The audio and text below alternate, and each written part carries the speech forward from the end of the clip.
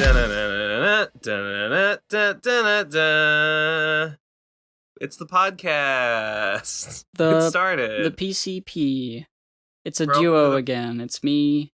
It's Gibbon. It's Gibben. Gibben take, right? I don't like that. I Gibben. get lost. I get lost in that one. Gibben sake. Sake. Oh, for Gibbon's sake. For Gibben's sake. Speaking of sake, I'm hungover. My head hurts. Yay! Yeah, Ben. Do you have a It story, or did you forget all of it again? No, there's not much of a story this time. By the way, it was really funny when I wasn't on to hear you and Tom be like, "Oh, I think he's hungover. Oh, I think he's drunk, or I think he's like he's dead." I was like, and like to hear that later and be like, "Yep, they're correct." um, no, I was hanging out with Munchie and Kazzy, and I was on our way out. We went to get food, and on the way back, I decided to buy some hard seltzers for myself, and then just gonna have one, just gonna have two. Drank the whole case. No, don't worry about it. When I You hear know. seltzer, all I can think of is the Krusty the Clown seltzer water flower. Like, Oh yeah. sniff my flower. It gets you. Because I have the ingredients, because I've been doing my gummy worm experiments, I have all these like flavoring ingredients. I've been sometimes I'll just buy a case of like what's the word? Sparkling water and just mix up like malic acid and like fruit flavorings and like colors and stuff and stevia and just mix up like some like soda for myself. But it's never as much. It's too much work. It's too much work to mix like one glass, and it goes flat really fast. So I can't like make a whole bunch early on and like keep it for later. It's a little disappointing, honestly. Wonder how they do it. They do it. I don't know. They can do it on. They do it on a mass scale, on an industrial scale. So it's easy for them. They have the infrastructure. They own the means of production. Not like me, troll that I am. All I feel right. like yeah. I have a couple things to talk about today. Cool. The Tezuka Finally. comic that I've been going on with is it's well into the inking stage, and I'm still streaming weekdays over on twitch.tv/giveandtake, so drop in. We reached a goal where I had enough subscribers. I think I just needed 15 to get an extra emote slot for the subscriber like tier 1. And I'm hoping we can get to the next one by the end of the month, which is like 9 away at this point. It's not that far. Have you I mean, aside from the comic, have you been is Twitch being good to you? Is it like worth your time? I don't know if that's what I mean to say. Is it? Do you feel like streaming is going well as an endeavor apart from the drawing? I mean, I never get enough viewer base in order to like get up my way to partner. You need to be getting an average of 70 something. But you've got 15 subscribers. Yeah, but like which is kind of a lot to get in like 1 month, because you started with 0, right? I think I had 1 or 2 already. But yeah, it's mostly 0. So yeah, I mean, it was a big hype thing, and then a lot of people were invested in what was going on already, and they were like, yeah, sure, Amazon Prime, ding, free, it's easy. But excellent. Yeah, I don't know if I'm gonna like use this as a stream like springboard. I think streaming is just sort of a thing like a tool in my tool belt that I go to sometimes, that I'm not really ever thinking of making it into anything bigger. It's just sometimes nice to have an audience while you do something, be it video gaming or drawing.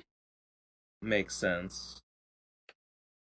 But yeah, I'm 20 pages into the 50-page line art thing. You've lined 50 pages? I've lined 20 pages, yes. What's the deadline? Deadline is 1st of September, so Oh, I've got you got time. I've got time.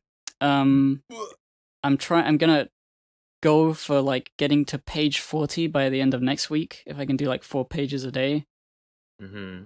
and Mm-hmm. that'll be great. Duh. Sorry, my voices are cracking a Stupid. little bit. I don't know why. Mm. Uh, you are really fucking going for it. You are really making some headway on this, and I'm very impressed and intimidated. And infuriated. Thank A good you. good job. I mean, at the beginning of last Monday, and Tuesday, I was like, oh shit, my line art's not good. Oh Hmm. no. Like I was starting the line art and I Oh, was like, oh no, I'm fuck. not like a god. I can't do it yet. I thought I would be a god by this point, by the amount of drawing I've been doing. But no, it's Damn. it's it's like it's good, it's on the level of Lord of Ghosts, maybe a little bit Mm-hmm. more. Mm-hmm. Um but the time it takes to get a page done is you can't rush through something like that. You have to do all of the steps, and it does involve a lot of control Z. Z. Mm. So yeah, Control. Yeah, yeah, yeah. Well, but overall, I'm pleased with the way it's looking. I've accepted that it's not going to be like a fucking super masterpiece, but it is going to be pretty good and like on the level of stuff I've done before, if not a little better. everything, everything, anything finished is better than anything unfinished. If you know what I'm saying. I do. You understand with the words that are coming out of my mouth. I Gib, I didn't think you could do it. I thought you were a stupid, dumb bitch, but looks like I was wrong. Good job. Holy Hmm. fuck. What? You probably can't pick that up on the mic, but like there's a massive thunder booming. So if you hear that in the Oh, background, that's it's probably a storm. awesome. I'm jealous. It got cold here all of a sudden. Like it's been like terribly uncomfortably hot. It's been like 90 degrees around here, and then like yesterday it was like sub 70, and I couldn't believe it. It's exactly I the did. same thing over here. Hmm. Huh. So much for global warming, am I right? Yeah, I'm right. Yeah, I'm right. Man, oh man. Uh, hey, do I have time to gripe about my personal finances? Sure. I don't know what Do I I could have say. do I have permission? Well, I just gotta say, last week I was so excited about my credit card, about my City Double Cash card, 2% cash back, but I fucked up. I fucked it up, Gib. What'd you fuck up? If I had gotten okay, I won't there's no need for me to explain all the intricacies of why this is the case.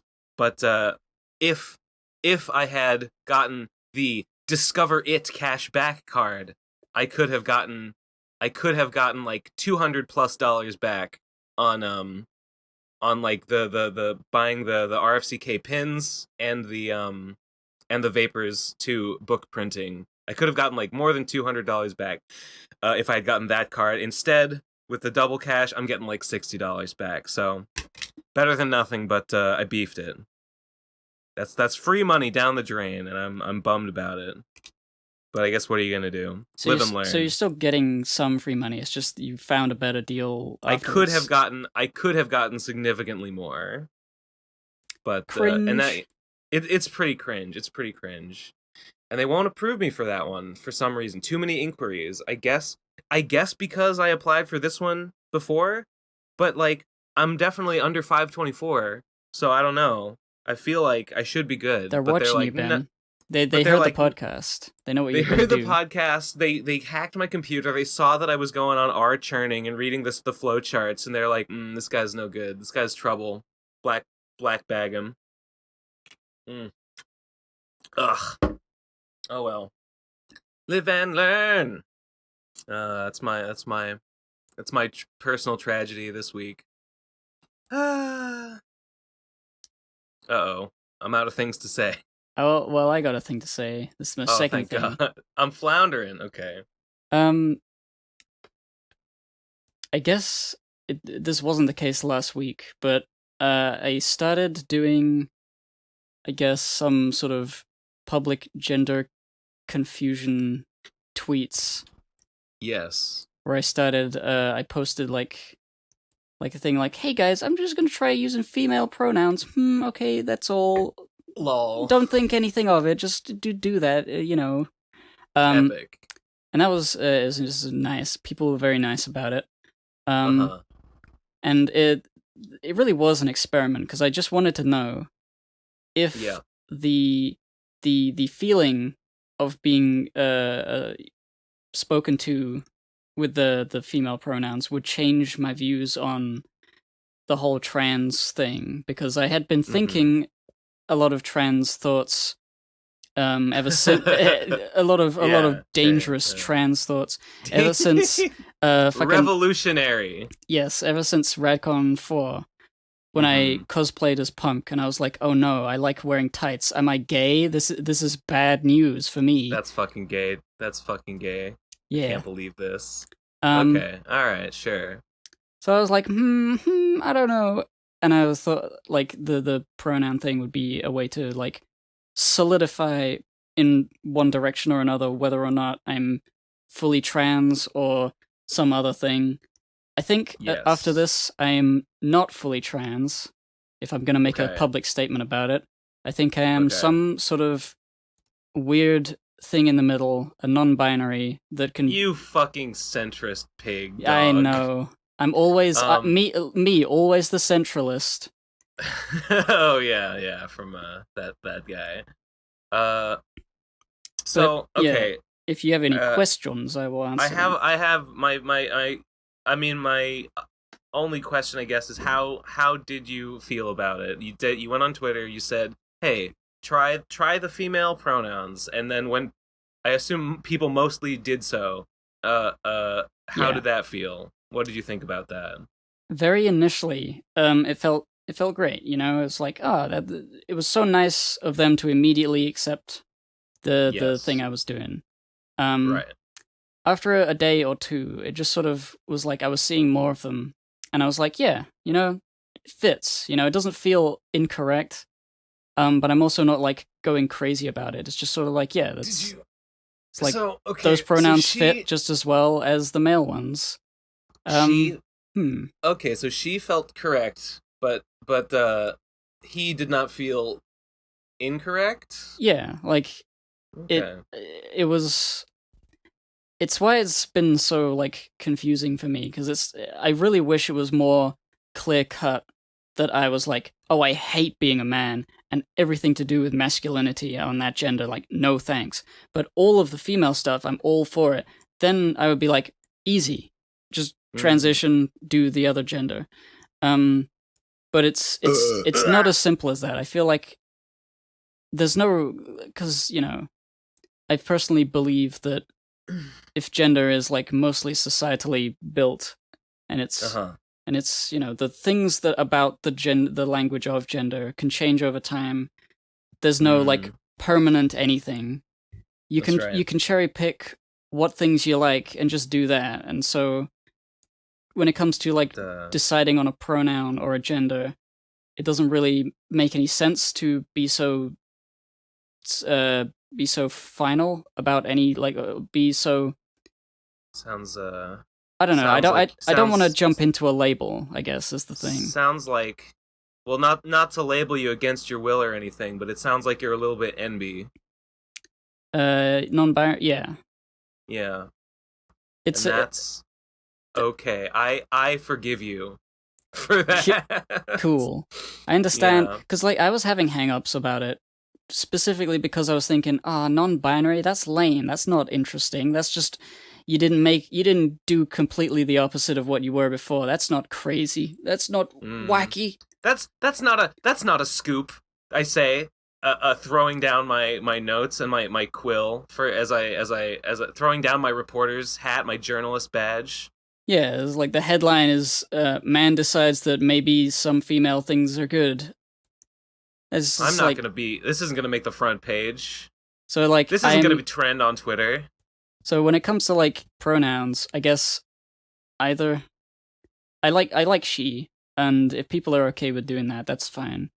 If people, I think that the weird thing about it is that there's definitely a contingent of people who would spitefully call me he, knowing that I was a man, and Yes. so it would Of be it would course. be hard to parse whether or not somebody calling me a he was calling me a he just because, or calling me a he because they hate trans people. And so it's Right. I don't know exactly how to approach that. Boy. Gee, I don't know. Okay, well, everyone needs to put in their bio whether they're saying he because they don't know anything or because they are a mean jerk. Yeah, We need that in bio, please, in my bio, everyone. transphobe or not. Stop shoving it down our throat. Stop forcing us to put pronouns in bio. You just put your opinions in bio, and so we don't have to do it. Okay, it's better this way. Yes. It's on you, friends. Cool. Yeah. So when it comes to other things like changing voice or dressing differently, I'll probably dress differently occasionally. You won't see that Yeah. because that's me. That's my personal life. Um, Correct. but uh, I don't think I'm gonna try changing my voice too Mm-hmm. much. Mm-hmm. I don't know. It feels pretty. I don't know. What do you think? I only know my voice from What do inside I my th- head, and what do I think about your voice? about like whether it has like an androgynous quality because it's not very Mm, deep. mm, It's probably more uh, masculine than it is feminine, I'm sure, but like it's hard. It's hard. I mean, it's not a particularly deep voice. I wouldn't say it's particularly I don't know. I mean, I think of it as a male voice because I've thought of you as a male for this whole time. So maybe I'm a little biased when I say that it sounds like a yeah. I fairly masculine voice to me, I would imagine most people even if it's not super deep or anything. would assume it, but there Yeah. has been like one time I think that somebody thought I was a girl from like a give and take video, a pony give and take video that I made. Just one of Mm, those reviews, they thought I was a girl from that. I mm, remember that. mm. Epic. Did they think your pony was a girl pony? They may have been talking about that instead, I'm not sure. Didn't you give and take like the girl pony face? Wasn't that like part of his design? Yes, that was explicitly like I don't like the way the male pony snouts look. Yeah. No, nobody does. Nobody does. Uh, So yeah, Epic. that's it's my gender confusion. It's still not like finalized. I don't know what I'm doing. Hilarious. It's the funniest thing I've ever seen. Mm. Speaking of the funniest thing you've ever seen, did you rewatch the French history lecture? Did you see that came I out yesterday? I did not rewatch it because I was Yeah. rewatching it in a call with Munchie to go over it to see if there's any Uh, problems. oh, I saw some screenshots being posted in the Golden Child Foundry. Is that was that like he was like editing it or whatever? Yeah, he was thinking, all right. No, it was just the raw footage. We were going through like both Hmm. cameras on screen at once, and he was just wondering if there was anything people pointed out, like, oh, you should do this as a suggestion.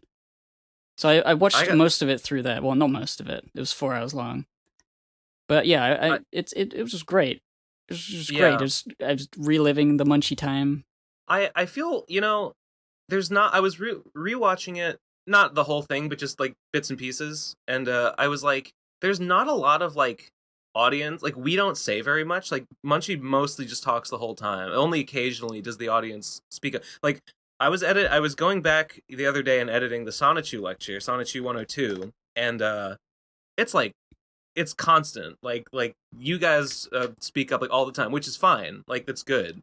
And I was thinking like should we have said more during the French Revolution? Like, I didn't know what to say, but it's not because like I was like bored or anything. Like I was interested. No, I just didn't. I it didn't was have any like because comments to make during it or anything. Munchie explained it in such a way that it seemed like he was always getting to an explanation and exploring a new thing, and you weren't Mm, left being like, "Wait a minute, what was that about?" mm. That like he was talking like 1,000 miles an hour for 4 hours. Yeah. It was like so much information, and I don't think any of us were like big history buffs, so we were just like, Yeah, yes, nodding our heads, like, of course, the we thing, trust you. the thing that every man wants: unwashed pussy and unrelenting cuckoldry. The UPUC.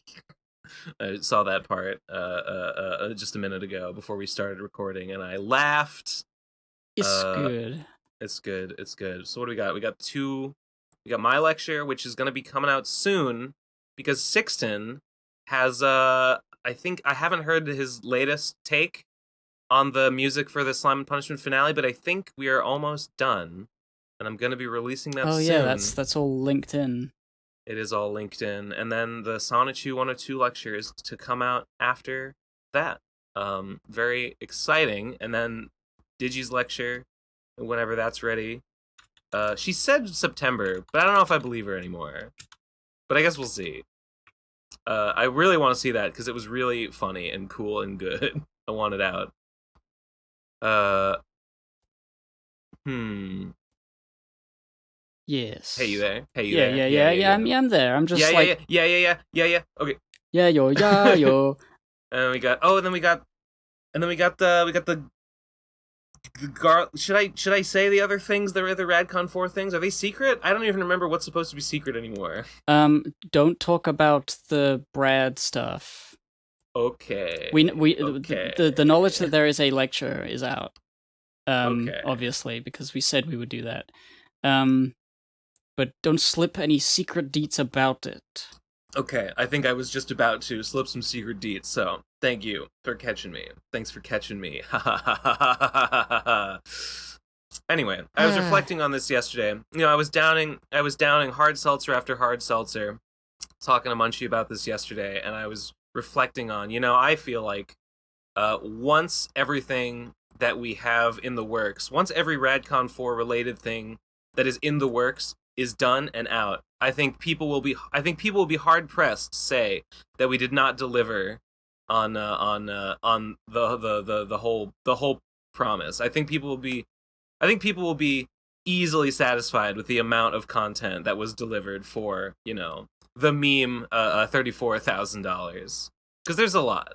Yeah, A lot, we lot, we lot worked happening there. hard. It was And we it, played hard. it has been like a bit of a like a downer period. It like not just for us, but in the world. And it's almost Yeah. it's kind of because of the downer period in the world that I don't know, like we Yeah. all of this stuff got delayed for a bunch of months, but like things are getting into place. We got lectures coming out. Munchie's done with his. Fucking well, the channel's back. That's definitely a good thing. Losing the channel, losing all that rad content Yeah, was just so disheartening.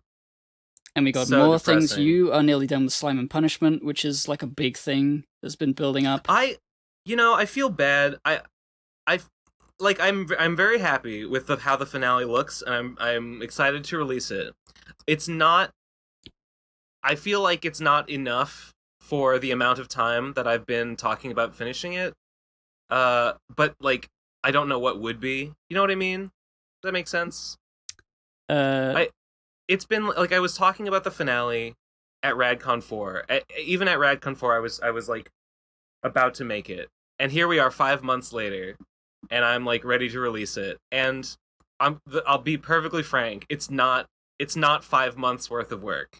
Uh it just took me that long to like focus myself and actually get around to doing it instead of all the other things that I was doing. And I feel a little bummed about that. Does that make Am I making sense here? yeah, I feel that as well. Like sometimes the amount of time it takes to make something is not literally the amount of time it takes for it to come out, and it feels like Yeah. you're being a shithead. Like, oh, all of those hours I could have been working, I didn't. But like, I don't Yeah. know. Sometimes life gives you ruined lemons, and you can't make lemonade. It was a combination of having other things that I was working on that distracted me and just being sad and like depressed and upset and like not being able to focus is both of those things together, and that's why it took me 5 months to get the finale done. And I don't know. Do I feel good about it? No, but it is what it is. Yeah, but That being said, I was showing Munchie and Kazzy yesterday, and I think they thought it looked cool, and I also think it looks cool, and I can't. It might I even be can't out wait. by the. It might even be out by the time this podcast that you, the viewer, Oh are listening to fuck, this. Yeah, that'll be fun. I know. Very exciting. Very exciting. Ha ha ha ha ha. Yeah, so we got all that stuff. We got rad content coming. We also have the podcast is back after a hiatus Is of. it? Yes, we made an episode catching up 4 chapters. There's a lot of cool shit happening in these chapters. Are you caught up with One Piece, Ben? No, I never did get caught up. I think I'm like 70 or 60 chapters behind. Wow.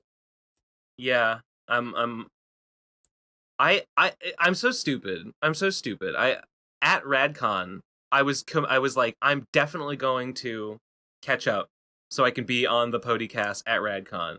And I read it on the plane, I read it on the trip, and then I would like stay up at night in bed, like reading the chapters, like trying to get caught up.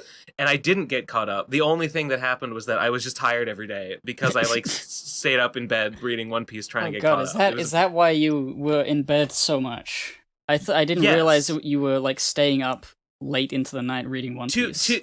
to to a large extent, yeah, that is why like my sleep schedule was all fucked up and I like slept through a lot of stuff because I was like I was trying to catch up on One Piece at night. There was so much. Very very stupid. You left. I mean, not to like shit on you, but you left a lot of things right to the last minute. Like the fucking Um the poster you drew in like 1 hour, like extremely fast before wait. you got on the What? flight. No, I didn't. You are a fucking fool. That's not accurate. I was Wait, drawing that poster for like a week.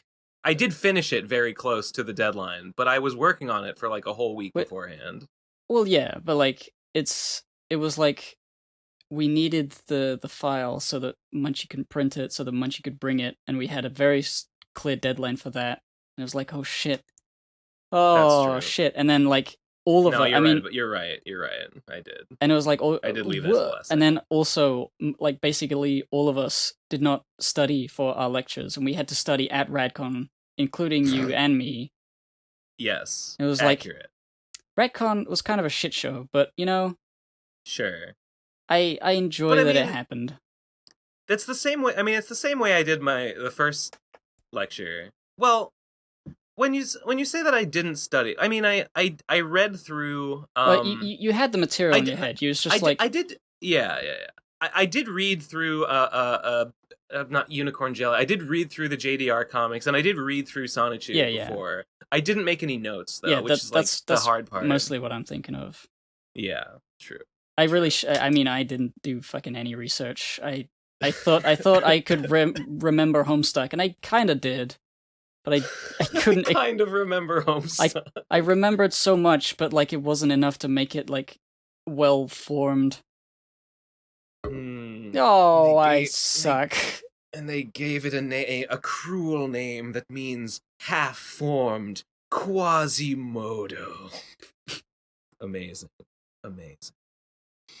Anyway, that's the past, but the future is now. Content is a thing. Oh, yeah, whatever. They're doing that. No, I like it. I like the fact that this idea of doing a show weekly is like actually finally a real possible thing now they're living near each other.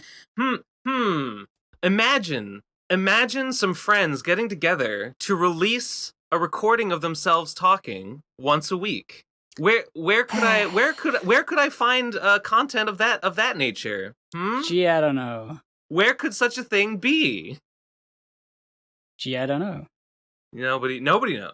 It's a mystery. Good thing content exists to fill this unfilled niche. I mean, I don't know. The gap in the market needed filling, and now it's here. Praise be. People were going insane last episode wanting Nate. They were thirsty for him. They really want him back. No, there was Tom mentioned this 2 episodes ago. When it was just you and Tom, right? Everyone was like, I like the low energy, like the low key nature. This podcast is relaxing. I don't miss Nate. Last one, there was a split. There were people saying like, God, where is Nate? Why isn't Nate on this podcast? And there was another group being like, fuck all these Nate heads. Nate heads malding. Get wrecked. Uh, so we have an ideological divide. And Digi said that it was probably because of the name, responsible fiscal planning, which does seem, It does seem like a Nate head, not a Nate head, a Nate himself topic. Sure, possibly. However, that's the twist. You think it's Nate, but it's not. It was me all along. That's the trick, and you fell for it, viewer. You rube. You fell. I lay the trap, and you walk right into it. I mean, all of this stuff. I do want more people to appear on the podcast. It's fun having the little shows, just chatting about stuff. But it's very clear that like, unless there's a lot we can talk about, we only have what we've been doing that week to really focus on. I mean, more people means more material, more things, more items of interest. I'm like, I don't know, the gender. Could I talk more about it? I don't know. You could if you wanted to. I mean, I don't know what really to say exactly. No, sure. This is yeah, I don't know. It's like I'm saying, like, where could I find a weekly recording of some people talking? Where could such a thing be? I don't know. I feel like should I even talk about this on the podcast? That I feel like it's weird that attendance is down and I don't know why. Is this too real? If it's true to life, then you may as well say it. If you're thinking it. I think I have said this. I don't know if I've said this on the podcast, but I've said this to you guys. Is that I genuinely don't understand why someone wouldn't show up to be on the podcast. It is objectively a good use of one's time. I never feel bad about it. I always feel good about it. I always make a point to show up because it's worth it. Because it's not a mistake. But everyone else, I guess I'm like one of the few people that feel this way. Because people voluntarily are like, nah, I'm not going to be on the podcast. Why? I do not understand why anyone makes that decision. I don't know. That's all I can say about it. It doesn't make any sense to me. Yeah. It's hard to like I'm sure on some level it's just I don't want to be on the internet today. Like if they perform badly, I'm gonna get bad comments. People are gonna say fuck you. Like I'm not sure. I'm sure people aren't like running away from that specifically, but like if you don't need to embarrass yourself by making a podcast and being like duh, then I don't know. Do you feel like you embarrass yourself on the podcast? I feel like by the nature of being an internet man, it is embarrassing inherently. But I don't really care. I kind of know what you mean, but I feel like that ship has sailed, and there's no like unembarrassing myself at this point. There's nothing I can really do. Like the people like hearing me talk, so yeah, I'll talk. Whatever. Some people fucking hate my guts, apparently. And I was like, well, you know what? I'll keep talking. I'll keep talking every day, every week. You gotta show the haters. You gotta show them that they're not gonna get you down. Yeah, fuckers. I don't know. I just don't know what went wrong. Remember My Little Pony? Dude, I fucking do. I do remember My Little Pony. That was like a pretty good show. It had like jokes for adults too. You know what I'm saying? Yeah, it had like adult humor, like sex on screen. Those were my favorite parts. It had like remember the episode where it was just you just went on Derpy Buru and were just jacking off, just jacking it to pornography. I like that one a lot. I did watch that Jenny Nicholson BronyCon Death of a Fandom video. It was very good. Had you not seen it before? No, I hadn't had a chance, but now I have. I love it. I love that video. It's great. It's like reminiscing with an old friend about the good old days. It is. It's like I like all of the all of the. I mean, I feel like we probably made a PCP about BronyCon, but We did. I I love the atmosphere and the like the unabashed like cringe embracing sincerity of everyone there. It's Yeah. like, wow, I don't ever think I could ever be in a place like that again with people who Yeah. are like not cynical at all. Yeah, right? It was cool. It was cool. I like that too. Uh, and it's gone It's forever. gone forever. There's Nothing nothing gold left. can stay. We just have Mm. to make My Little Pony 2. We just have to create the next. We have to be do the do Lauren Faust. you don't? I mean, nobody owns it anymore, right? Like, if the show ended and now the name is just like free and anyone can use it, right? That's how that works. Uh, We could be the change we yes, want to see in the world. We could just make it completely true. again. We could just remake it again in HD. Yeah, we don't even have to do any work. We could just find the files and upload them, and we made it again. We could be like, we could go on 4chan and be like, "Hey guys, I hear they're releasing this show about ponies. Wouldn't it be ironic if we went and watched it? And everyone will fall for it, hook, line, and sinker. Yeah, And we yeah. could just do it again. We Here could we go again. we could literally just do it again. Like we wait a few like generations until like the 4chan user base is a different Oh, bunch of we just we people. just we just wait until like everyone who's currently alive dies, and then when there's a new crop of people, we just do it again. We're like Hey guys, 98. Hasbro made this new show. What do you think? So we can look this up. We know what this was. It was like, oh no, we failed. We waited for 90 years and it didn't work. We fucked up. We fucked up. It was a foolproof plan up until we did it.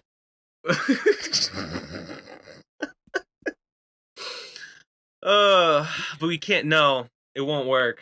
You can never go back. You can't reclaim the past. It's gone. Only the future remains. Only the nightmare. Only the nightmare that is the rest of our lives awaits. And Cool. the Yes. Only 2021. only the horrifying reality of the economic recession that we are facing, on top of the last one that didn't even end before. God. I can't wait for COVID-addled UK with their own recession to be hit with Brexit in October and get double recession and be Yes. completely destroyed overnight because nobody was paying attention to it and they God, forgot. are they still gonna do Brexit?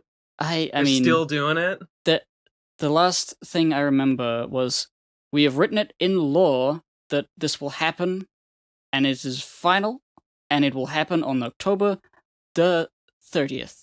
That is it. Okay. And Okay, but like the point of that was to pressure the rest of the nations into just getting their shit together and saying, "Fine, let's have a deal." And it was a gamble because they may not decide on a deal by that time. when you say deal, what a kind of deal? What do they want? A trade deal and various other things Like relating make to a trade deal in order for them not to Brexit? No, a trade deal as in like this is how we're going to organize trade from now on. Like this is our new relationship between the UK and the EU. This is how Okay. we're going to sort out the different allowed materials and how the tariffs are going to work. It's all this paperwork stuff. And obviously the EU hates the UK for even doing Brexit. Why are you doing this? They say, fuck you, you fucking racists, you stupid idiots. And we're like, wow, give us a good deal. Yeah. And I don't think that's gonna happen. So we're gonna fall out of the EU with no deal, as was thought about many of a time. If it's about not looking weak or whatever, I feel like the UK, if they don't want to do Brexit now under these terms, I feel like no one is gonna blame them if they're like, listen, I know we said October, but like shit got really fucked up since then, and we're gonna rethink it a little bit. I definitely think that is like an excuse people will generally be like, yeah, okay. I mean, COVID. I mean, I would be like, yeah, of course. Of course you changed your fucking plans after COVID hit. I mean, I fucking hope so. idiot. Yeah. But No, nothing will ever be the same. there was a contingent of people, myself included for a little bit, that was just like, I'm tired of hearing about Brexit. This has been going on for 3 years, going on 4. Yeah. Just Just decide, do like, it. make it final. Don't have it be hanging over our heads anymore, because the uncertainty of it was already affecting business. It was already making the pound devalued. It was Hmm. fucking us up before anything had happened. Just the idea of it, and it I has been like see. that the whole time. It's like we have to make a decision, and every decision is bad, and it's a nightmare that will continue to be relevant for years to come Hmm. whenever it does, like, quote unquote happen finally. So it's like it's I just like see. it's we've already been fucked over here, and then the whole world is also fucked. It's like a double fuck. We're getting fucked and while we're getting fucked at the same time. Yeah. Well, I mean, you it'll always like as until Brexit happens, it'll always be like on the table. Like eh, unless you do it, like the option to do it will always remain, right? Yes. So, I don't know. If you don't want it, if it's bad, then you probably shouldn't do it. And Well, yeah. it I probably mean, doesn't yeah, the next it time doesn't I really make get any to sense vote, to be I'll like, definitely be yeah, voting for whoever's trying to not have it happen, because right. I don't want this anymore. Yeah. Yeah. Cringe. It's just a Brexit is thing. pretty cringe, I gotta It's say. just it's just something that popped into my head. I was like, oh wait, yes. Even before all this, there was a terrible thing gonna happen this year. Yeah. Uh, uh, and then yeah, and fucking Super Tuesday happened. I feel a little bit the same about Bernie losing the primary. That was a nightmare. I guess you guys had the same kind of thing with Corbyn. Yeah. Uh, uh she was already pretty bleak. She was already pretty bad, in my opinion. When are we Uh, going to die? When are we going to uh die? I'm yeah, tired of yeah. all this shit. Hmm. At least we can make content and distract ourselves. At least we can put funny videos and podcasts out on the interwebs and pretend that we're going to have a future. I think that I consume too much content. I watch too many like fucking like people telling me about a thing on YouTube videos. Yeah. I do. It's bad. What's I bad about it? I listen to people repeat my opinions back at me too much, and I don't really get anything out of it except annoyed. Except annoyed that they're like famous for thinking the same thing that I do, and I'm not, Even though they and were it the makes ones who me told mad. you about it. Yes, yeah, and it doesn't make any sense because like yeah, I learned these things from you, so like of course you get the credit for saying it. Like what I didn't do anything, but I'm still like, I agree with this. Why don't people know me as the guy who thinks this thing? Uh I'm a very spiteful, jealous person, a grasping, covetous goblin of a man, and it's very sad. Hmm. Yeah, I've been listening to a lot of just videos. I recently, that H Bummer guy. I'd Yeah. never really gotten into him because he's a bit too much of a wacky YouTuber on top of the stuff he talks about. But I got Yeah, I into a feel few of his that. videos and I was like, you know what? Yeah, yeah, Um, he's pretty good. a lot of H Bomber guys' videos are not like, yeah, a lot of them are just kind of too weird and wacky and like lean too hard in the comedy bits in ways that don't really do it for me. Have you seen the one about Control Alt Delete? That one's really good. I have not seen that one. That's probably my favorite H bomb. The one about pathologic is pretty good. That one's not particularly wacky. Yeah. The ones about like Sherlock I don't like because I don't know anything about Sherlock and I don't want to. I enjoyed Uh, that one mostly because of his Doctor Who analysis, which I am very much interested in. And I'm like, yes, of mm, course, all of these things he's saying about the showrunner makes sense when I Yeah, think about those episodes that I watched and how I don't give a shit about those particular series. yeah, yeah. I don't know anything about Doctor Who, so it's not for me. It's not for me, man. My dude, my dog, my brah, blah, H bomb. I don't know. I have mixed feelings about H bomb. I guess he's okay. He's fine. Yeah. He's not my favorite. He's okay. He's great. He's my best friend. I love him. Mwah, and kiss him. But yeah, like Yeah. I only watch YouTube videos at the weekends now because of cold turkey. I blocked it completely. Um, You're so like I can't believe you stick with the cold turkey thing. If I would cheat, I would cheat with cold it's turkey all well, the the only time. reason cold turkey is so effective is because it's very difficult to cheat. Mm, You cannot change a setting during a block period. Um, yeah, you cannot change the block while it's running, and I have it running 24 hours a day, 5 days a week. So that's if I want wild. to on the weekend, I can decide to let myself, change it up. I can change it up during the weekend.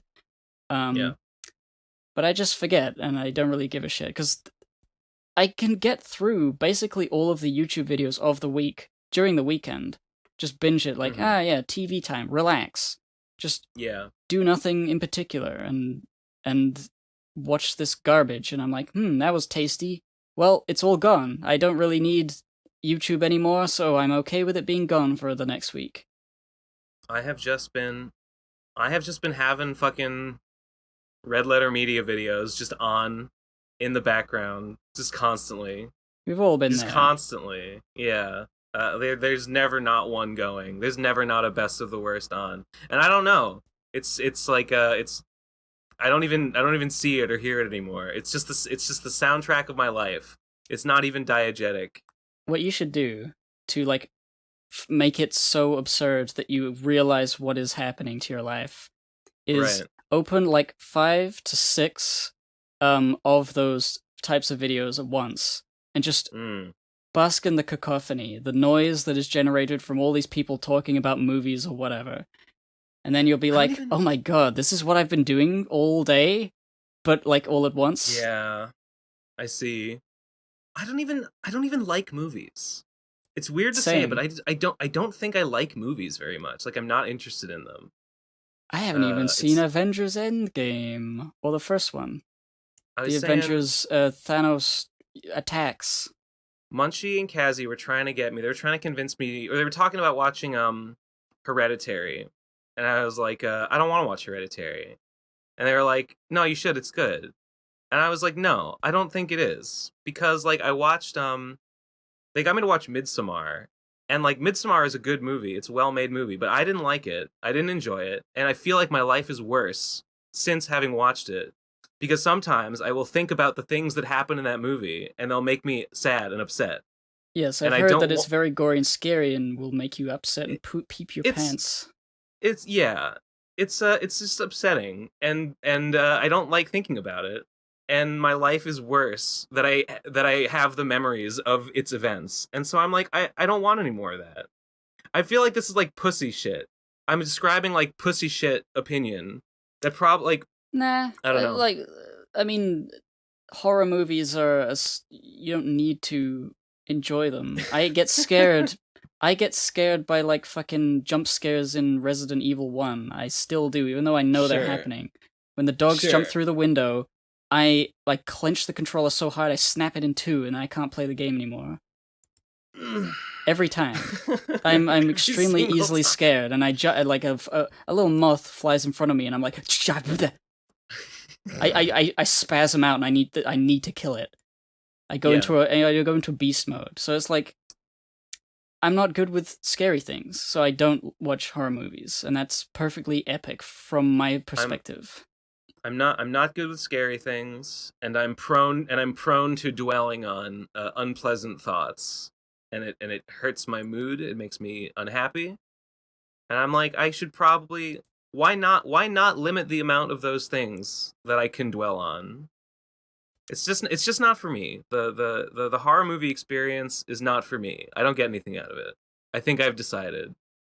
It's funny when you are the scary person and you are scaring other people.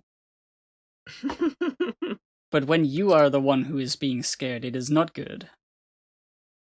Um, yes, I like to cause harm rather than receive it. I like to be the Uh, goblin in the dark to mm, jump out.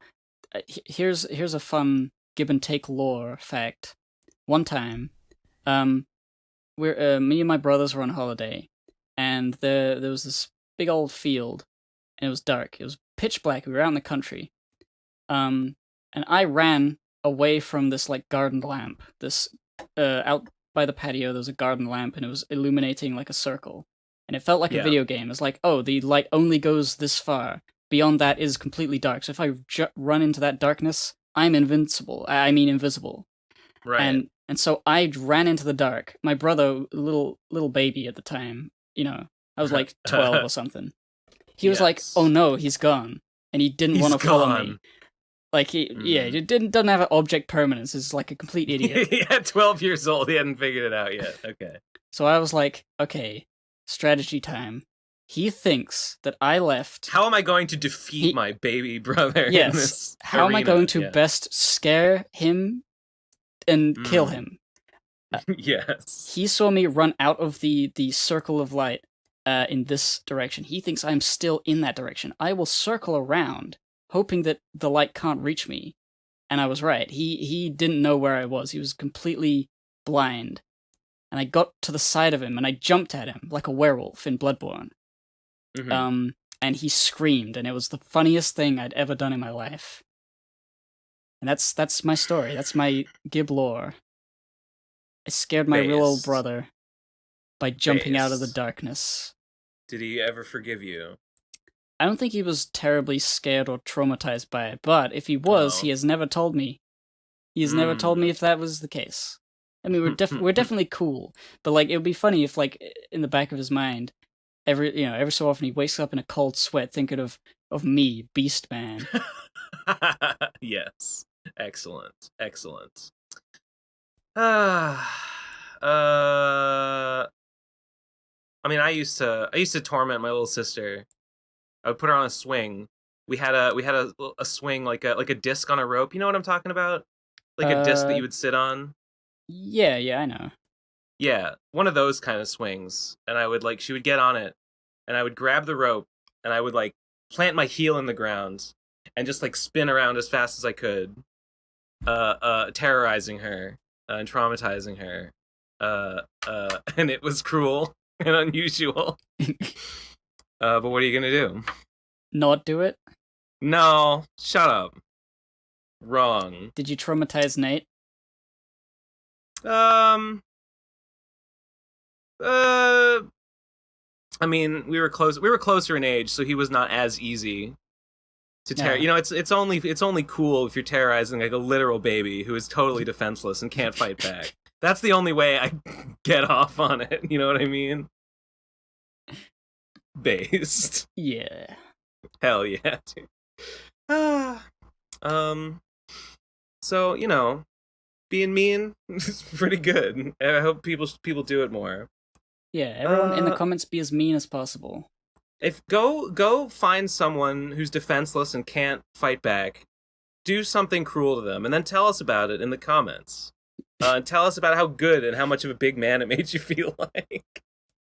Yeah, I went into Mm, the store and I coughed on everyone and I gave them all yeah, COVID. That'll show them. yeah. Free speech, baby. Fuck yeah. Did you watch You watched the Brony video? Do you watch other Jenny Nicholson? Have you seen her other I stuff? very occasionally. It's not usually subject matter I'm interested in. I watched that one about like the worst reality show ever, which was interesting. I really like all of her videos, or all the ones where she like talks about a thing. She has a new one out about like her trip to go and get a giant spider plush. That video's great. I love that shit. I really like I like the idea of a Jenny giant spider videos a lot. plush. It's the one from it's a big giant like limited edition plush. It's the one from Lord of the Rings, I think, or is it Harry Potter? Whatever. Aragog or Shelob, one of them. Yeah, it's one of They're those. interchangeable. They're just big brown spiders. Wait, Aragog. Aragog is Harry Oh, that's Potter. the one in the woods, Yeah. right? Yeah. I Follow the think it's that. spiders. I'll eat you. Hagrid raised me. That guy. Yes. Great. Spectacular. That's right. It's I'm a it's Harry that Potter one. whiz kid, not a wizard. Fucking millennial. I've probably listened to Harry Potter so many times because my mom had the audiobooks, or she would borrow the audiobooks from the library and she would just play them in the car like all the time. So I've heard every Harry Potter book like multiple times. Uh Ooh, Harry. Ooh, cool. Jim Dale had a very weird way of speaking, and I remember Ah, his like weird inflections and the way he would say "cool." I do not know that one. I had the Ooh, Stephen Fry version. Harry. It's so weird that they got Jim Dale to do the voice in America and not Stephen Fry, because like they're both English. Why did they just get another English guy to do it for the American release? It doesn't make any fucking sense. Maybe the producer was like, I want to give two of my friends a paycheck or something. Maybe, maybe. I don't know. They're like, oh, Stephen Fry is a homosexual. That won't play in America. Oh, that Those might guys are literally banned. be it. That it might actually. I don't know. Possibly. I don't know. I think people like Stephen Fry over here. Do people know about him from anything? I do. He might not be as famous over here. No, Stephen Fry is a household name. Everyone knows that fucking guy. That's my opinion. Ow. You know what? Hey, let me tell you something I'm worried about.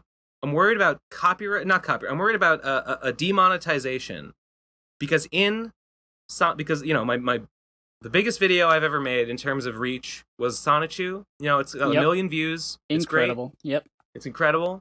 So I'm hoping that Sonichu 102 gets a lot of views, gets a lot of play. You know, makes me some AdSense revenue. But there are Nazi Sonichus, and I do talk about the Nazi Sonichus, and I'm worried that just saying the word Nazi in the video will get it demonetized. Could you not I do. just look up what words? Like, surely people have figured out by now. I did Google it, and I found a thing about like which words in the title will get it demonetized. But that's not the same. Like nobody really knows for sure. Hmm. And like I've heard people bleep out words like Nazi and stuff, and in the video because they're worried that just saying it in the video will get it demonetized. So I think it is a thing that happens, but I don't think anyone really understands. Like, I Well, think it's kind of random, and I it would be very sad. I'd be very upset if like I upload it unlisted. It says good for monetization. I put it out. It's out there for a while, and then at some point in the future, it's like no, demonetized because you say the word Nazi. And I'm like, how I could cautious should I be? imagine like knowing YouTube that would happen. Yeah, I think it's totally. better to be safe than sorry. Just get some some way to explain what word you're saying without saying it. Maybe an image on screen just flash up. Um, Mm, I would hate so that it gets past the sound barrier or whatever they call it. I would hate to like censor that word for no reason. You know? It would be very embarrassing to be like overly cautious about it. Would it? I just don't want YouTube to fucking not pay me. I don't I think it just would don't want them to be. steal my fucking money. I don't think it would be too embarrassing. I mean, you're doing a school lecture about Sonichu. Oh, well. It's already very funny. Like people aren't going to be like, "Oh my god, this guy has no integrity. He censored the word Nazi. What a pussy." I mean, yeah. But I'm not I mean, yeah. I mean, it's strictly I'm motivated strictly by money. I'm motivated strictly by self-interest here. Yeah, do it. I'm not do I might. Yeah, I might do that. Maybe I can make it Be the based coward that has hundreds of thousands of dollars. be the worthless baby that you want to see in the world. Maybe I will. Be the money baby. It would be incredible. It would be incredible if Sonichi 102 did numbers like the first. I'm sure it won't do as many numbers as the first one. I mean, it took the first one like 3 years to hit 1 million. Um, man, if I had 2 million view videos, I would be set for life. I would never have to. I would quit the podcast because I'd be like, fuck that. Nah, it's not even worth my time. I'm too fancy. Oh, then it would just be the Gib talks about absolutely nothing in particular for an hour. What Show. what a fucking sucker. What a fucking sucker. Still on the podcast. Still doing this shit, Still man. doing the podcast, getting all of the money from the Patreon.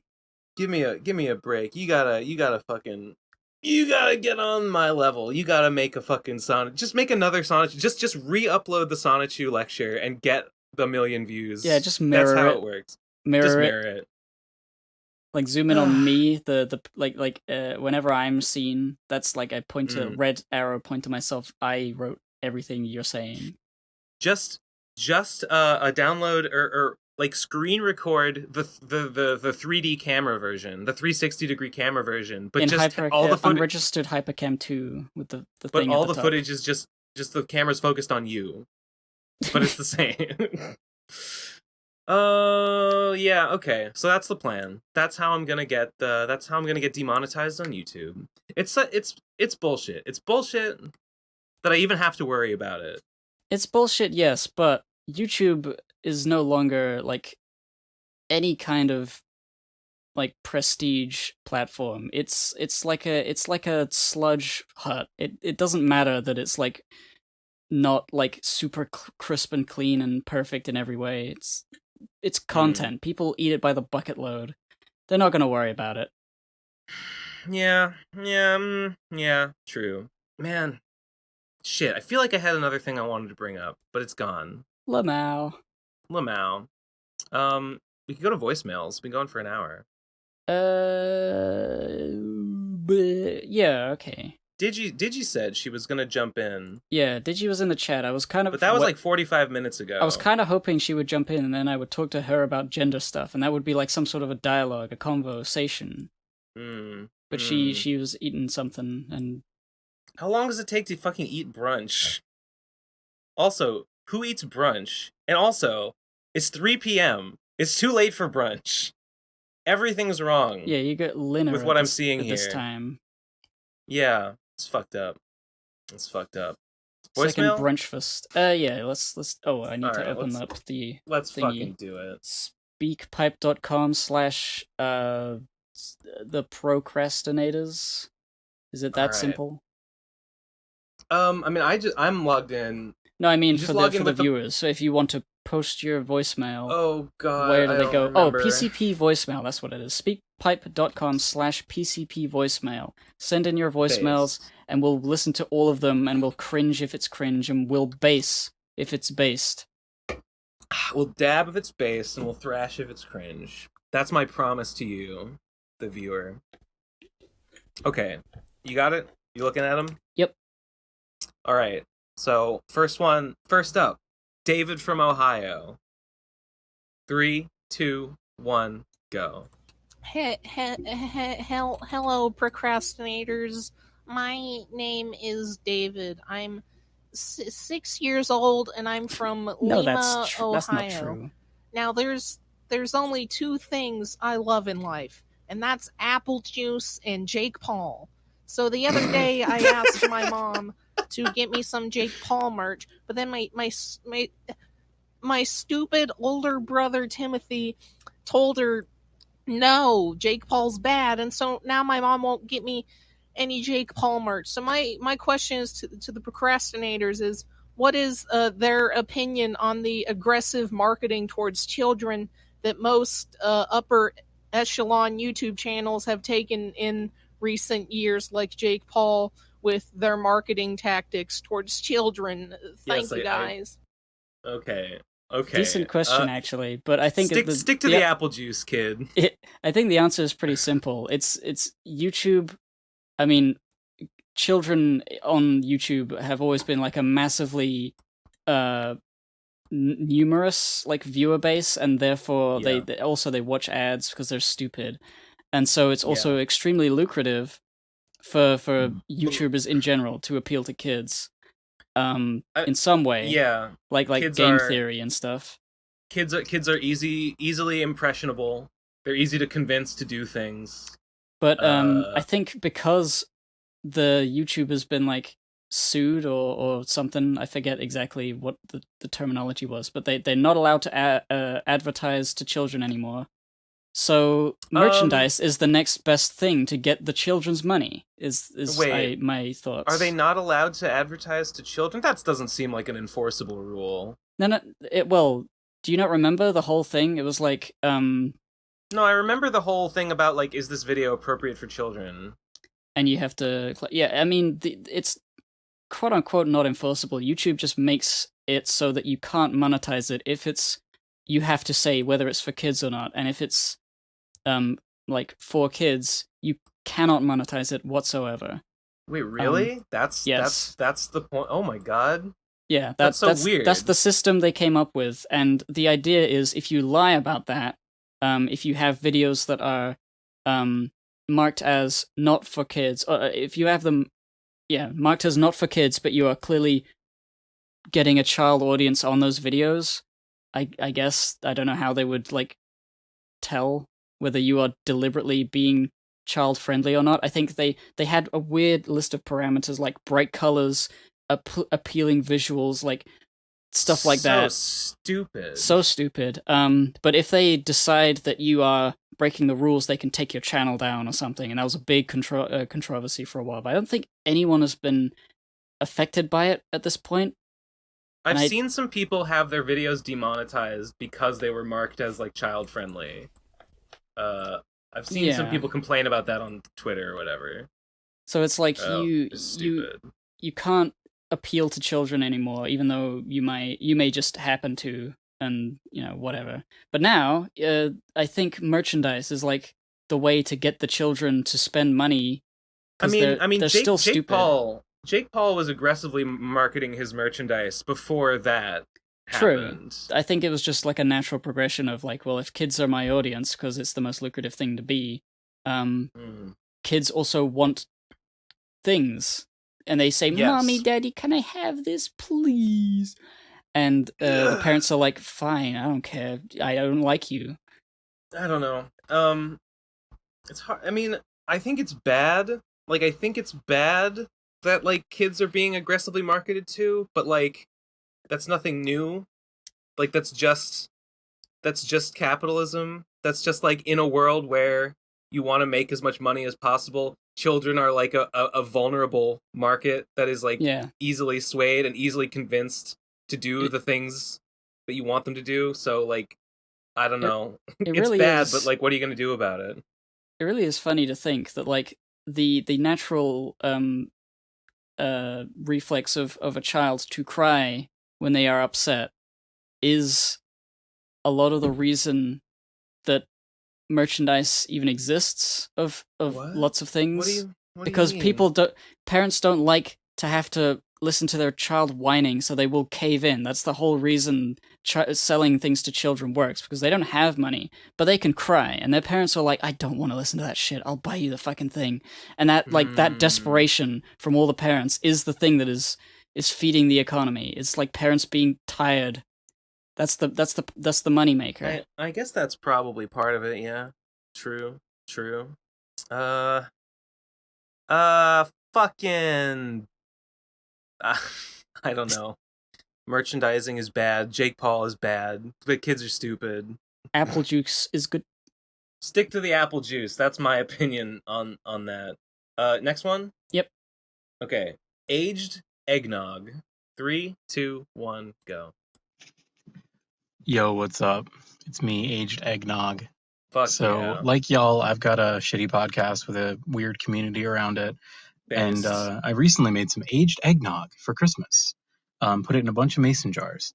And the first thing I did, What the what happened when I fuck? posted, is one guy in my Discord saying, "Hey, yo, dude, that's like cum. I drink 9 jars of your cum." So yeah, what do you do when you're confronted with something like this? Like, should I ignore What? it? Is it good to embrace it? It's Oh, pretty like a. fucking weird and I kind of hate it. Thanks. What the fuck? I mean, if it's pretty fucking weird and you kind of hate it, tell him. Well, actually, I guess So the answer is a little nuanced. Try I'm to con- I'm ignore a it. Don't I'm a little encourage it for confused. sure. I'm like how I'm confused is the problem that this guy is like, is he like continually harassing you with like, that aged eggnog looks like cum, I want to drink the cum? Is that it? Because like, this seems like something someone would say one time and like that would be it. If they keep bringing it up, I don't know why. That's weird, and they should be banned. Yeah, like, if it's just one-off comment and you don't want to encourage more of them, just don't respond, I guess. Yeah, which you've already failed at because you made this voicemail. But aged eggnog, that's not real, right? Like, that's a joke, right? Like, you don't age eggnog. Like, I don't even know what eggnog is. Cheese. Is it like an alcoholic drink? You don't know eggnog? No, it's not a thing over here, really. You stupid motherfucker. The first time I heard about it was reading a Simpsons comic, and I was like, what? Why would you drink eggs? That's disgusting. That's fucked up. This is fucked up. Jesus. What are you drinking eggs for? You fry the eggs. You monster. You're a criminal. Eggnog it's a holiday drink. It has like egg yolks and cream and I don't know, it's like some spices, like nutmeg, I think, is the thing that gives it its flavor. I love eggnog. Eggnog is great. You can put rum in it. Sometimes you put rum in it and it's hard eggnog, but you don't have to. And I don't think you age it, because I think it would just turn into nutmeg flavored cheese. So this has to be a meme. Stop making aged eggnog. It's fucked up. It's unacceptable. That's what I have to say about it. Gabe, you should try eggnog. It's really good. I love it. My favorite part of the holidays. Maybe I should come over to Boston for Christmas. Fuck yes. The flu season, and I'll catch COVID for sure. There's like absolute guarantee. Yeah. Unironically do it. Based. Yeah, come do American Christmas. Yeah, fuck my own family. You'll never go back to England. You'll see the error of your ways. Don't have eggnog. Doing Brexit. Nothing's good. Yeah, I'll get out while I can. Yeah. Next one. Rumplepack 64. 3, 2, 1, go. Hey, Ben. Yeah.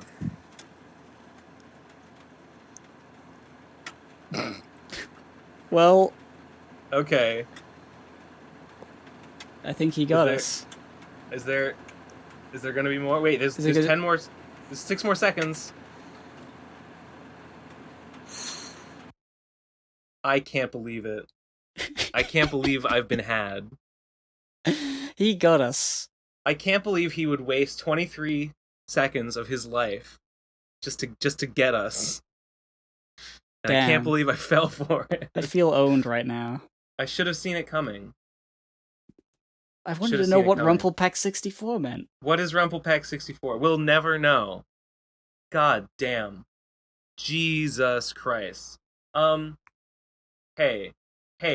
Before we do the next one, Gib, did you happen to see somebody posted somebody composed a song version of my... I saw the thing that didn't work in the voicemail, and he posted it on another thing. It was the dream thing. Yes, I'll link in the description. Andrew Oakes composed a version of my dream song. It's pretty cool. It's nice. It's got bells and whistles. I think he did some of the melody to the way you sang that thing you sung. I think yeah. That's cool. Okay, link in the description. Check it out. It's good. It's funny. Next one. What's soup? But like the SO is in parentheses, so it's like what's so up. It's 2 seconds long. Okay. 2 seconds long. 3, 2, 1, go. What soup? Nice. Next one. Do you want to answer the question? Do you have a response? It's wet vegetables, I guess. Yeah. True that. Next up. Fuck voicemail God in quotation marks. 3, 2, 1, go. Hey, voicemail faggot! What the fuck do you think you're doing calling out T when you submit a bunch of shitty goddamn voicemails about fucking Persona and other shit? Fucking die! I don't want to hear your fucking voice on the goddamn voicemails ever again, you son of a bitch! Ah! He makes a good point. He makes a compelling argument. Yeah, I wasn't quite with him until he screeched at the end there. Yeah, I was like, I'm not entirely convinced, but then I was convinced. Never, ever send us a voicemail about Persona 5 ever again. None of us have ever even seen Persona 5. That will get you fucking banned, my friends. I promise. Voicemail god, I don't know, fuck you, I guess. Next one is bullshit but not really. Wink. 3, 2, 1, go. Howdy. What do y'all think about the rational male and other manosphere/pickup artist bullshit? Do you know what the rational male is? I don't, but I can assume if he's talking about pickup artist stuff, then it is a mode of thinking that is like, I am a man and this is how I conduct myself in order to be a good man. I don't really know anything about it though, so I can't really comment. Oh, it's a book. The Rational Male is a book. Let's see if I can find a synopsis. The Rational Male is about being as most based as possible and least cringe as possible. In this 10-step guide, you will learn how to punch down.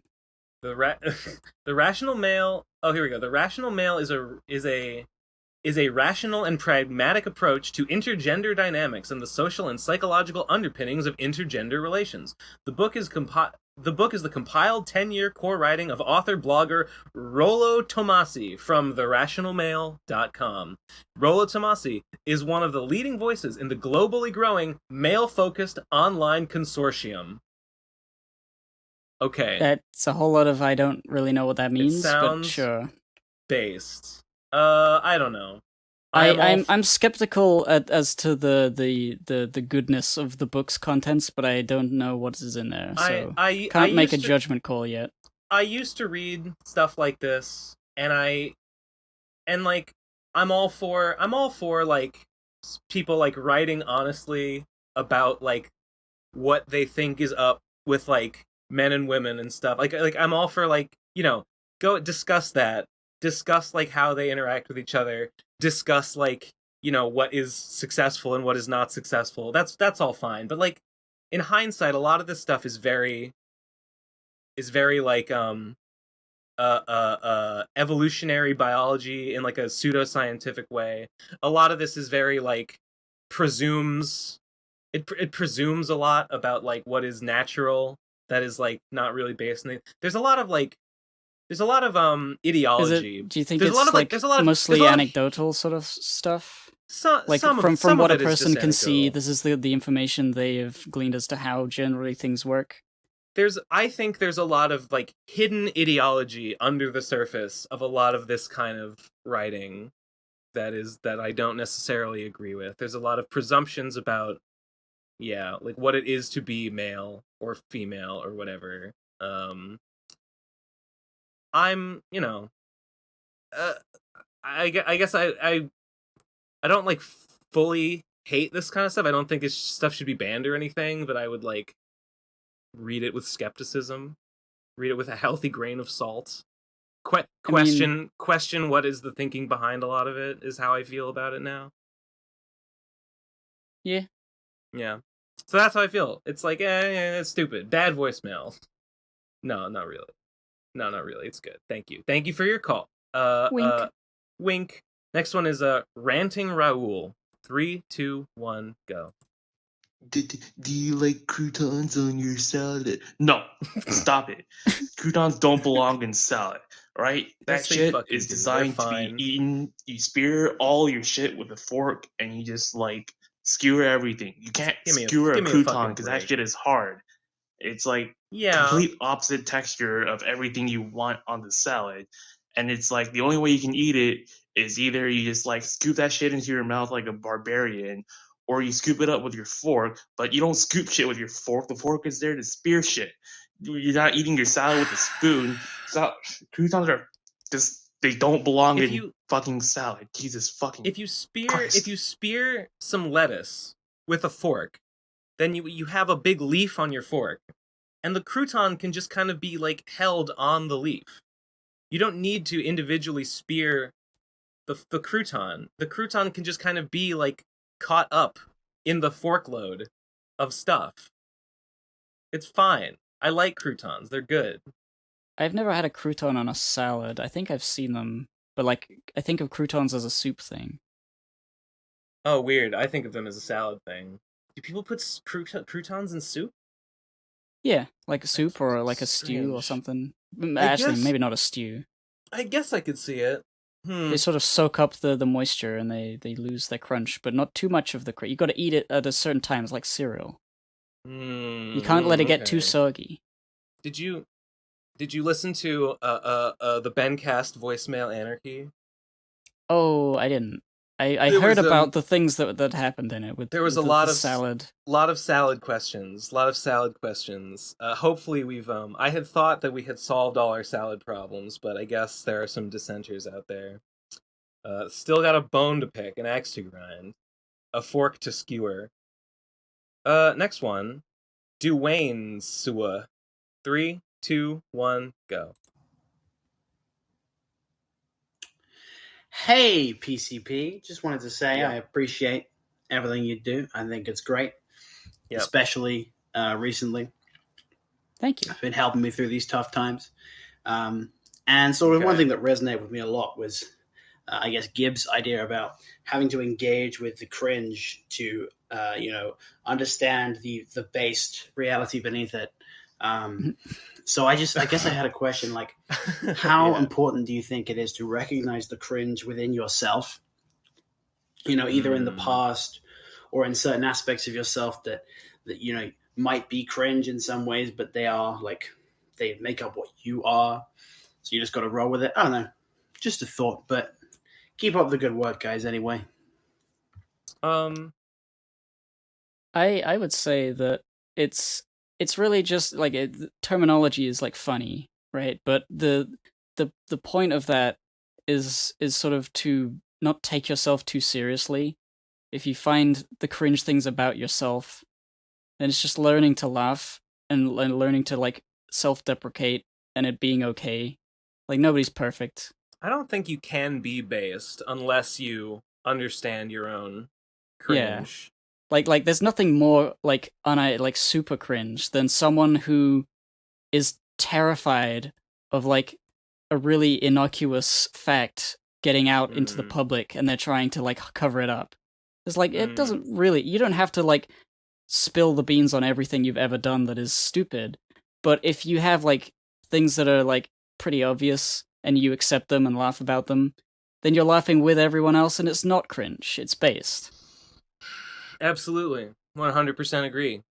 So yeah, that's it. How important is it to recognize your own cringe? Very. It's critical. It's gender critical. It's J.K. Rowling, Lamau. No. Yes. Violently jerking off to reruns of Frasier. 3, 2, 1, go. Konnichiwa. It is I, the former sensei of Benno Sento. Oh, not this fucking guy again. Clan no leader. Benno, why did you join no Antifa? Stop. You say because the better armor desu? Antifa, communist. Why are you want to armor desu? This is a lie. You left for the sweet Antifa boy pussy. Yes, so you did. Okay. Until next time. Sayonara. Why would there be a next time? Why do you keep asking? You keep asking me the same question. Well, have you answered it yet? No, No, and I never Why, will. Ben? I don't owe him any explanation. Why did you join Antifa? I saw the application form. It's none of your business. It's none of your business. I just wanted to, Dad. Stop calling me. Was it because you saw an cute Antifa girl? Is that it?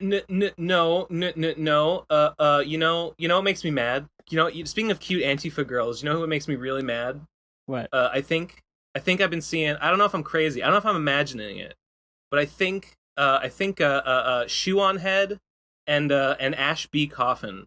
I think I've seen them like flirting on Twitter. I think they're like gonna fuck each other, and it makes me really mad. It makes Literally me who? It makes me really mad. Because they're because you want to fuck Ash. They're both pretty cute, and how can I compete in a world where they can just fuck each other? How can I compete? Oh wait, they both women? Yes. Okay, I was trying to make a lol Ben is gay joke, but I didn't know who the other person was. No, Ashby Coffin is a female, a woman. Oh wait, no, I've seen her. She's got ginger hair. Yes, she's Scottish. Yes, brave, literally. What a world! What a world! Women should be illegal. That's what I think. Okay, on that note. No, I know what you're feeling. I know it's sad when it's like the nightmare where you're finally, you're doing the thing where you're strutting your stuff and you're like, "Hey, ladies, I'm trying to get laid." You hear about that, and then they're like, you hear about that, and then they're like, "Sorry, we're taken by each other, and you are completely out of the picture." And it's like, well, what the fuck am I supposed to do about this? What am I supposed to do about this? Huh? That seems a little unfair. I don't know. It's not like there are other women. I really feel like you actually owe me some sex right now. So what please the fuck? Stop this. Stop this nonsense. Get out of this phase you're in. Please. Give me a kiss. Okay. You can't do that to Ben. That's a sexual harassment. It's sexual harassment for you to fuck each other instead of me. Makes me feel bad sexually. That's cuckoldry, which I think is illegal. Okay, so that's my opinion about this. So in short, that's why I joined Antifa. Next up, Poe Dead Cast ? 3, 2, 1, go. Is the podcast dead? I think you already answered this one. Yes, it's not dead. Due to like Nate moving and just various things, it was just gone for a while. Basically an entire month, I think. Almost an entire month. But no, we're back. We're gonna do Based. Next one. Property taxes are immoral. 3, 2, 1, go. Property taxes are the most immoral form of taxation that exists, as they reduce the population to nothing more than serfs who can never truly own land, and instead are forced to simply rent it from the government. Discuss? I agree. Do you agree? Do you think it's the most immoral form of taxation? I mean, was that what he said? Did he say the most? I think he said the most. Well, I don't know whether... But you agree that they're bad? Yeah. I don't know. I feel like... Well, I guess it depends on the property, but... You know what I think? I feel like people should be able to own land that they pay for. Part of me is thinking, like, okay, but owning land... land is a means of production, in a way, right? Like, if you own land, you should theoretically be doing something with it, should be using it for something. And are we talking about land or just a building? Like, I'm thinking of houses as land, and maybe that doesn't count. I think the property tax is specifically on the land. I think that's the property, and like a house is just something that may or may not exist on the property. It might raise the value of the property, and I'm not exactly sure how it works. I guess, if you're like a fucking industrial producer or whatever, and you own like a lot of land, and you have like you own like a factory, or you're like you're like a farmer, you own like tons of land, you have like a big old fucking fields and stuff, and you're producing, and it's your livelihood, it's the means of production. I feel like you should be taxed on that. I guess I would agree. There's like cars going crazy and honking out my window. I don't know if you can hear that. I can hear it. I can. Lol. What is going on? Oh, it's just somebody's alarm. Okay, whatever. I would agree that I think it's kind of bullshit that you're taxed on land that is you just live on. I guess I would say that there should probably be like a threshold, and it's like you can own up to this much land. You know, like enough land for a person to live on, and like beyond that you should be taxed on it. I guess I would say that it would be better like that. I'm so sorry for this fucking horn. What do you think about that? Yeah, I mean, I'm not like well versed on taxes and you know, like I just hear the idea of money being taken from by the government. I'm like, no. So I just generally dislike that, but I understand that they need taxes. In like a hypothetical situation where like I don't know, a bunch of guys own like an unbelievably large amount of land of a country, and they just decide to not do anything with it, and they could be farming, they could be creating resources for the people to live off of, but they just decide to just not do that, and then the country just has no space left to make farms. Then it's like, that's unfair. They clearly need to get some use out of that land. I like the government taking money from... Oh my god, it just keeps going. What is wrong with you? What is fucking wrong with you? Just throw rocks at it. They're driving away. They're driving away with their alarms still going. It sounds like it's not the owner of the car who's driving away, if that's the case. Oh my god. Did I just witness a jacking?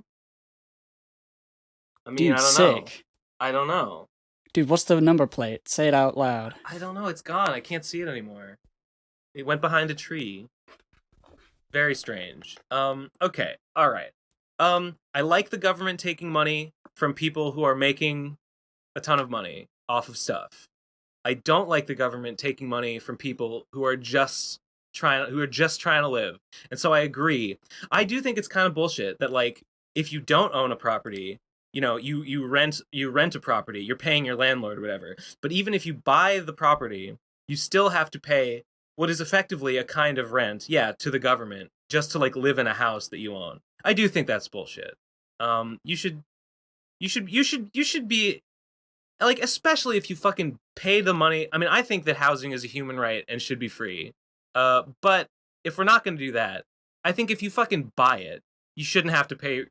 If it's just for you to live on, if you're just trying to do your thing and you're not using it to like, it's not the means of production that you're running a business or whatever. You're not using it for like industrial purposes. You only own as much as you need to live. Yeah, no, I don't think you should be taxed on that. That's bullshit. It is bullshit. I agree. 100%. If you're a landlord, you should be taxed on it. But maybe you should just be taxed. Maybe it makes more sense to just be taxed on your fucking rent revenue that you're making from the people that you're renting it to. I don't know. Or wait, or is that bad? Because then that would incentivize you to raise your rent. So maybe that would be a bad tax. Maybe you should just be... Wait, do landlords not pay tax already? They must. I mean, they must pay tax. I mean, they must pay the property tax, and they must pay the tax on their income, which they get from renting. So, yes. Should they be taxed more? I don't know. Taxing them more would just raise rent. Yeah. Fuck, man, what a sticky wicket. Hard. I don't know what to do. I don't know how to solve this problem short of just abolishing landlords, which is what we should do, Lamette. Yeah. But I guess, okay, I think I've come down on the side of yes, property tax is bad, unless you have a lot. Lamette. Okay, whatever. I've talked enough about this. Next one is 3, 2, 1, go. You know what? I guess Nate's gone, month's gone. It's the perfect time. Somebody gotta do it. I'm pissing on the podcast. No. Yeah. Oh, this is horrible. This is a nightmare. Is he pissing on a dog? I hope he's pissing on the dog. You know what? He's right. Somebody had to do it. doesn't sound like it was landing in a toilet. Oh my god. He's back. He's fucking back. Why? Why is this happening? You should yell, "Hey, I'm podcasting here." I am podcasting here. Why would you come back? He's driving away again. Where is he going? Where is he going that this problem will solve itself? You fool. You absolute rube. Yeah, get out of here. Get off my fucking street, asshole. What a piece of shit. How embarrassing. What a fucking maroon. Alright, thanks for peeing on the podcast, Mr. Guy. Next one. Setting the record straight. 3, 2, 1, go. Look, femboy, a man who wears makeup or wear feminine clothing in order to appear more feminine than intentionally. A trap is any man who could be mistaken as a woman, excluding trans. A trans is a who takes pills and shit and tries to look female or whatever. A fuda is a woman with a penis. There is no ifs or buts. It's not a dude. Can you understand any of this? I got glimpses. I think something went wrong with this recording. I don't know exactly what, but it was very blippy and jumpy. Yeah, that sucked. He was saying something about the distinction between trans and fuda and trap, and I'm like, okay, whatever. That's stupid. Who gives a shit? Okay, next one. I'm worried about you. 3, 2, 1, go. Okay, this is an open message. I don't think this is Sean, the voicemail god. I think this is someone else. But who's ever leaving the fucking persona and the 30 trillion streaming service, Piracy is bad, actually, Gmails. Please make a friend. Please stop leaving voicemails. Please, please. Okay, if you want, you can add me on Discord. It's Bev, hashtag 3564. Okay, please just stop leaving voicemails. I'll talk to you. I'll be your friend. Please just stop leaving voicemails. I'm begging. Your parents are worried. We're worried. It's please okay. Stop. Please make a friend. It's okay, Thank Bev. you. It's okay. They've stopped. They've given up. They've given up. Lamau. We punish them into submission. Next one is from Bev but Dujung. I think it's supposed to say Bev but drunk. So yes. let's hear that. 3, 2, 1, go. Okay, Ben, first off, your racism did come across poorly. Yeah, Second I know. Off, I know I'm it did. really wasted. And I'm just curious then, how'd you feel about drunk voicemails broadly, and how'd you feel about being drunk? Thanks for all you do. You're welcome. I feel like almost I should play this out more, but I won't. Cheers. Na zdrowie. God bless. I hope that's a hard seltzer. Yeah. Yeah. Okay. The drunk voicemails can be funny. If we were getting tons of them, we would probably have to stop playing them. But whatever. As a rule, they're okay. An occasional, like, incomprehensible, wild, drunk something or other would be, like, fun just because we don't know what's happening. But not all of the time. Agreed. Hard agree. Next one. Poochie is hungry for beef. Oh wait. What do you said? What do you think about being drunk? Oh, when I do it, I like it, and then other times I'm like, that was a mistake, and I don't like it. Like, I'm hungover now, and I wish that I wasn't. So it was a bad idea. Very, very bad idea. Don't do it, kids. It's wrong, and it's a sin. God is watching. Anyway. What do you think about being drunk? I think that I can avoid it pretty easily, and I enjoy one beer occasionally. It gets me just a little bit going. When I drink, I usually am just like, I mean, I'm doing it. I might as well go for it. And then I fucking go for it. Bro. If you go for it every time, then you'll run out of alcohol. It's true. I drank the whole case. I drank the whole case of hard seltzer, so you're not wrong. I don't know. I think it's fun to, like, get blasted at a special occasion, like a New Year's or just a party that hasn't, you don't party that often. Getting with friends, it's like, yeah, that's a nice, fun thing to do. Yeah. Just to get a little crazy. I wouldn't do it regularly. No. It seems like a really stupid idea that idiots would do. Yes, that's why I do it. Lamel. Yeah. I feel like I didn't used to be I used to like drink more responsibly. I used to just like have a few and be like, yeah, this is good. This feels good. I think I've become a nihilist. I think I'm just like I've become more nihilistic and just like fuck it. Nothing matters.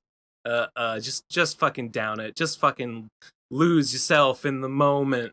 And that's why I am like this now. It's not good though. It's not great. Yeah. Nope. That's all I have to say about that. Poochie is hungry for beef. 3, 2, 1, go. Hey, Poochie here. The guy who called talking about beta male sound pretty faggot to me. Why don't you bully these balls, you fucking faggot? Hey, what the fuck is he talking Australian about? wrestler, why don't you hop back into your mother's spout, you kangaroo faggot? Hey, the guy who called talking about HBO Max, why don't you relax and suck a dick, you fucking faggot? Okay, I couldn't understand a lot of him, but I think he was just starting beef with other voicemail. We're getting a lot of pushback this time against other voicemailers. Like the people are starting to revolt against the voicemail hierarchy. They're going crazy down there. This is what happens when I declare anarchy. It becomes open. It's open warfare. It's house to house warfare. And I'm okay with it. I'm here for it. Next one. The real reason piracy is bad. APAB. 3, 2, 1, go. So I was listening to this latest episode of the PCP, and this guy calls in with a voicemail about how piracy is bad because it's illegal. Blah, blah, blah, blah, blah. But see, here's the thing, right? He has a point, but it's not because it's illegal. It's like pick any piece of media, right? Just on my shelf, on my bookshelf right here that I'm looking at right now. Mostly Harmless by Douglas Adams. That's the pirates are the bad guys in that. In all media where pirates exist. Pirates of the Caribbean Jack Sparrow's the good guy. Assassin's Creed 4, One Piece, Pirates, bad guys, all of them. What is Don't this pirate guys. It's bad. I don't know if this movies. If this is a parody. It's a joke. It's just very badly delivered. I don't yeah. Okay, well, that was a waste of a minute and a second. All pirates are bad, I think, is the acronym he's going for. Definitely. That sucked. Die. Voice jail, I think. I'm thinking APAB. Do we want to put APAB in voice jail? Yeah, it was terrible. APAB. We gotta show make an example of someone occasionally. Yeah, we gotta make an example of someone speaking out against crime by putting him in jail. That's what gets you fucking locked. You're locked up, APAB. You're done. You're out of here. Boo. When the pirates have the access to the penal institutions, everything flips. The pirates have skeleton keys that could unlock your cell door, but because you spoke out against them, they won't use it to get you out. So, I hope you've learned a valuable lesson here today. Better luck next time, Jack. Okay, next one is called Nate's Podcast. 3, 2, 1, go. Since Nate and Digi left to go make the new rival faction known as Content in the PCP universe, it's now Ben's podcast. It was never Nate's podcast. Nate was our accountant. He was around a lot, and he seemed to be in control because of his booming machismo. And he's like, "Hello, it's me, Nate, the best guy ever. I'm the king," he said every time. Nate was our civil servant. Nate worked for us. which he still does. I mean, he still does the accounting. It's nobody's podcast. It is a worker anarchy podcast. It is a worker co-op. It is jointly owned. We're selling shares. Actually, we're going public. We're selling shares on the stock market. Invest now. We're going to the moon. Yes, but it is my podcast now. That's right. I own it now. It's mine. It's no. Nah, I think you'll find it's my podcast. I think that I bought it for $0. Best I ever spent. Okay, next one. Pancakes. Drunk Ben is not based. Oh no. All right. 3, 2, 1, go. Hi, Pancakes here. Listen, before we start, Ben, we worry about you. Yeah. We worry about your safety. That's right. All right? This whole drinking thing, it hurts the children. Think about the children, Ben. Do you ever think about them? I don't think so. I don't. I'm you sorry. Have made threats to people. Even me. I mean, look at this evidence. However scared you are, you should be more scared, because Pancakes with Critters, the thing about Drunk Ben is that I promise that I will come to your house. No. And eliminate you. Was that me? I rest my case. It sounded like it sounded like Munchie. I thought it sounded like Munchie too, but I think it was me. And I don't know why I said that. I think it must have been another time that I got drunk and Munchie asked me about pancakes. And I don't know why he would do such a thing. But it's the only thing that makes sense. But I don't know. I kind of think that was a little based of me, honestly. Making threats? I kind of think making threats is cool now. Death threats included? Especially. I mean, if you're gonna be threatening, you might as well go all the way with it. Why half-ass it? I'm gonna break your leg, but only half the way. No, it's just like drinking. I'm gonna injure your elbow. If you're gonna drink anything, you should drink it all. And if you're gonna injure someone, you should injure them 100% unto death. Why do any less? Is Drunk Ben based, Gib? Drunk Ben, come on, he's pretty based. He's pretty based. I mean, I have not seen Drunk Ben in person enough. I want to see Drunk Ben in person. I think I've seen you tipsy, but not like fucking like dead, like insane drunk. I was pretty drunk at RadCon that first night. I was pretty. You were pretty drunk. That was fun. Pretty drunk. But I feel like Nate was doing worse than you during that first stream.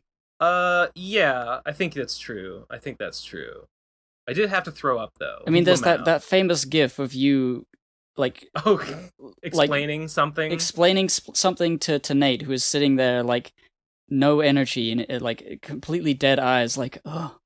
And I'm like spazzing out and like yeah, that was late into the night. I think Nate was done. He seemed like he doesn't seem drunk in that gif. He's just kind of like sitting there, just like. It was the aftermath of all that. Right. Okay. Well, it's an open question as to whether Drunk Ben is based, Lamau. Next up, give it to me, gay.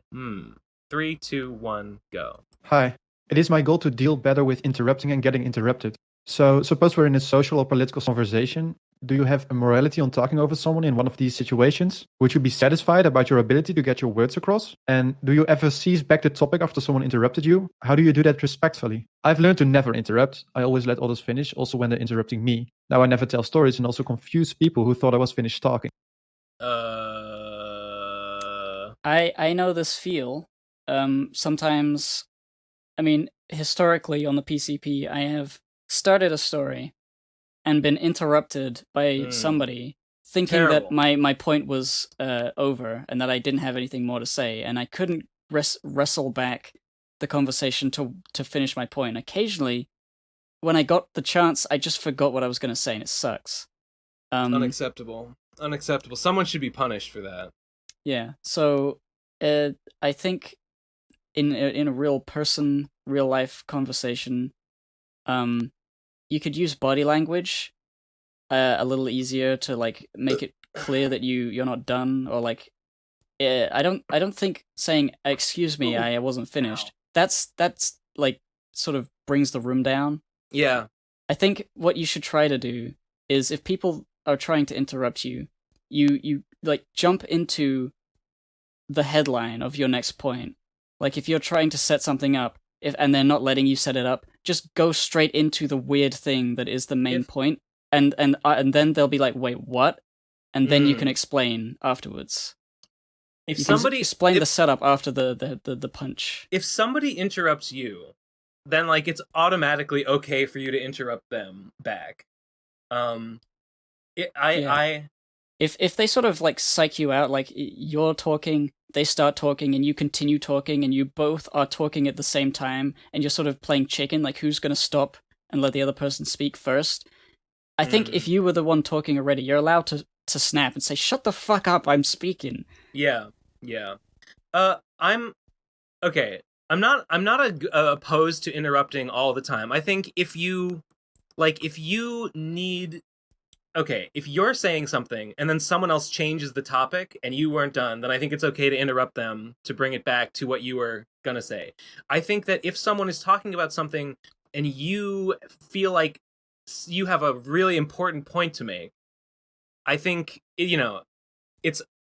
it's like it's bad form to interrupt, but I think if your point is actually good and relevant and like you need to say it right then, I think it can be okay to interrupt them and just like say what you want to say, and if it is a good point, then it justifies itself.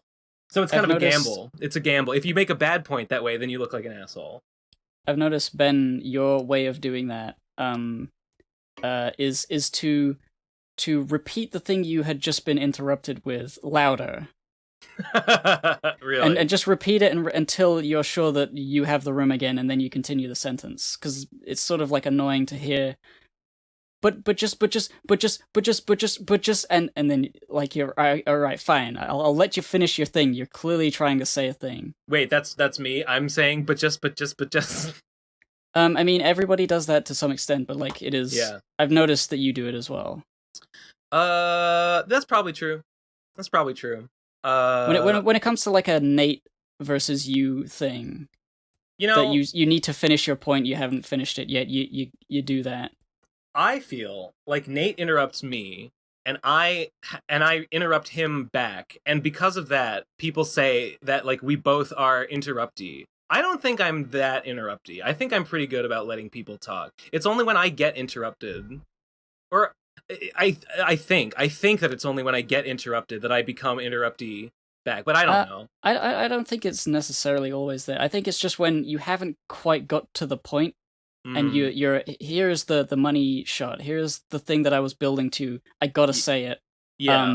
I won't shut up, even though you're trying to tell me to shut up by speaking over me.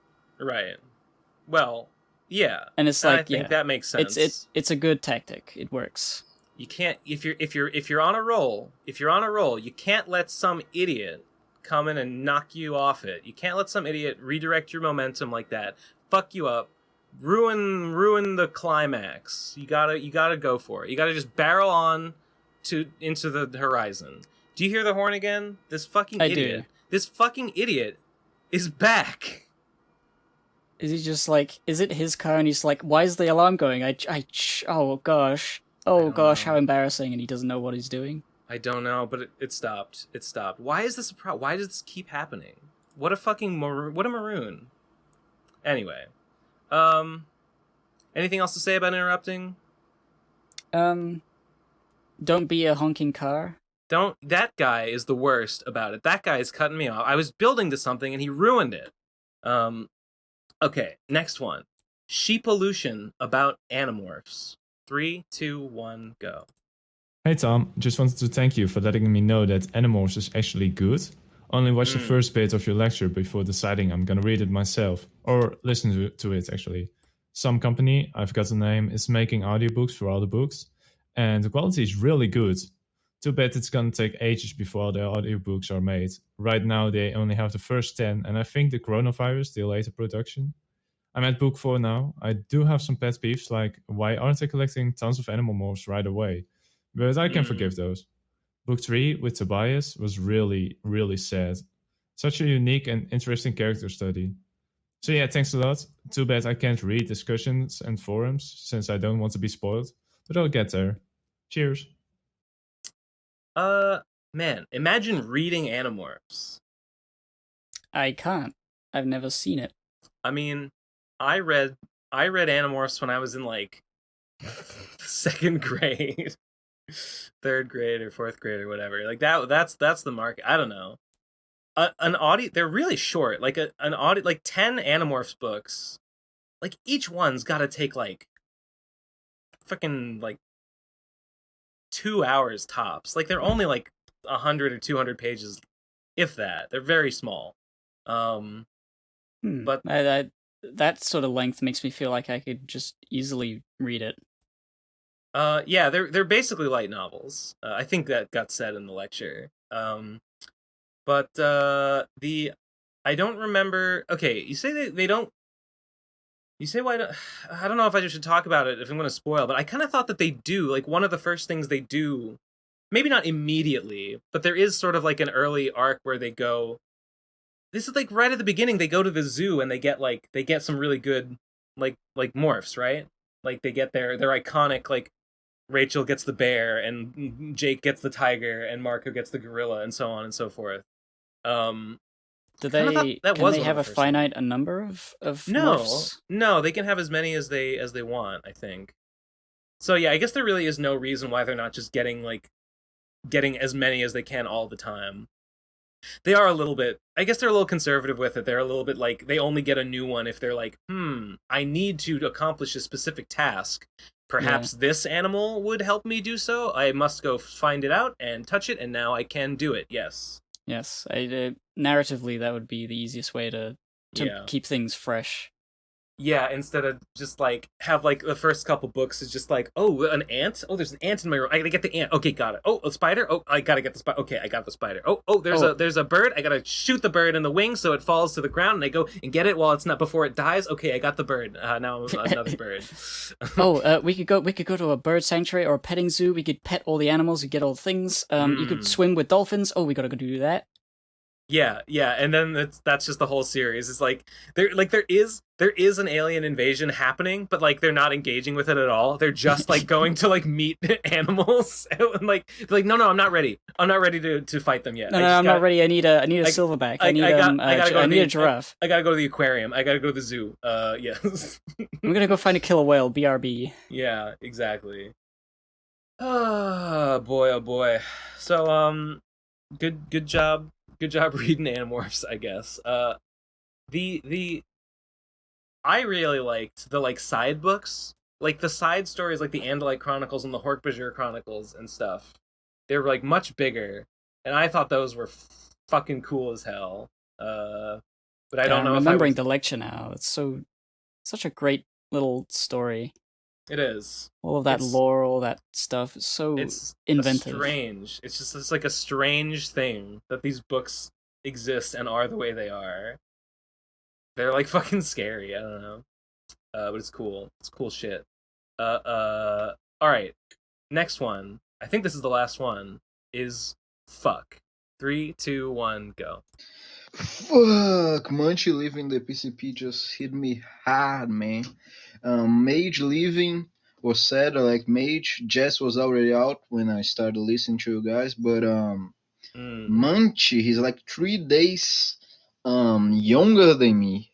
So now I feel that since he has left, I will have to fucking start doing something with my life too, and it's too much pressure, and I want to kill myself. And if enough of you guys could also try to hold him back in life so he doesn't spread his wings too much, it would be appreciated. Spread his wings too much.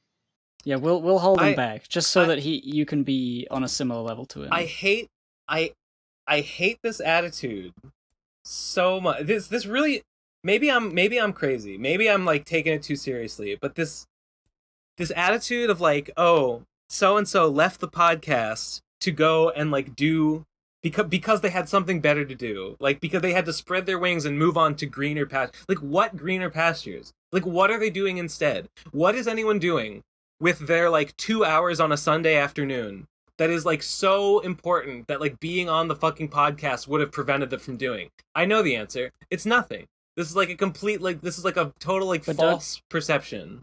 But don't you realize, Ben, that we only exist on the podcast and we don't do anything else besides this? Yes, of course. Here I am on the podcast that is drawing rapidly to a close, at which point I will wink out of existence and cease to be until next Friday at 2 p.m. Eastern Standard Time, at which point I will resume my existence in your ear, and then the cycle will begin anew. So I don't know. The way that people talk about like people being on the podcast, leaving the podcast. It very feels weird. Like saying it's weird to they're me. leaving the fandom. Yeah. It means so little. Yeah, I agree. To be on the podcast is just to be present when the podcast is being recorded. It doesn't mean necessarily anything. I mean, I don't know. Munchie maybe has greener pastures in his mind, but they're like then they have nothing to do with him leaving the podcast. There's he has things he wants to do with life, and like 2 hours out of his week is not going to be enough to stop him from doing that if he decided to stay on the podcast. He just prefers not to be on. I'm gonna say it.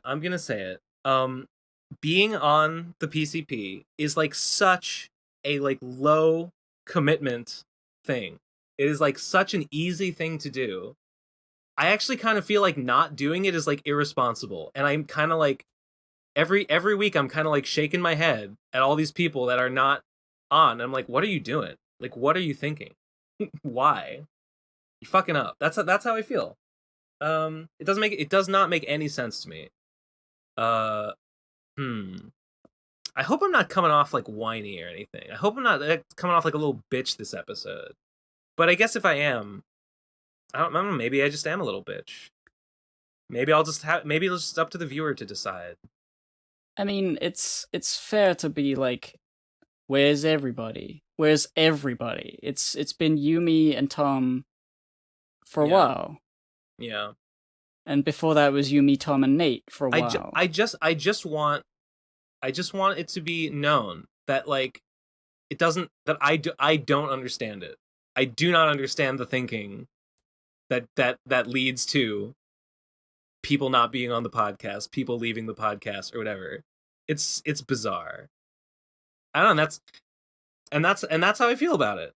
And you know, and this the greener pastures thing, no, it doesn't hold any water. It doesn't make any sense. It doesn't stand up to scrutiny if you think about it for even like a second. And I say this as someone who directly benefits from other people not being on the podcast because I make more money. The fewer people are on the podcast, the more I get. So it's like, it's good. It's actually good for me, for people not to be on. But I'm still just like, but why aren't people on? It's what are they thinking? No one Kinda, a little bit. Yeah, I'm having a miserable time talking to you. No, shucks. See? Oh no. I guess I'll never come back. Yeah, another friendship ruined. Gibbs leaving the podcast. Ben doesn't like me. Ben's too mean. He broke up the podcast because he's too political. He was too political of him to say I'm a bitch.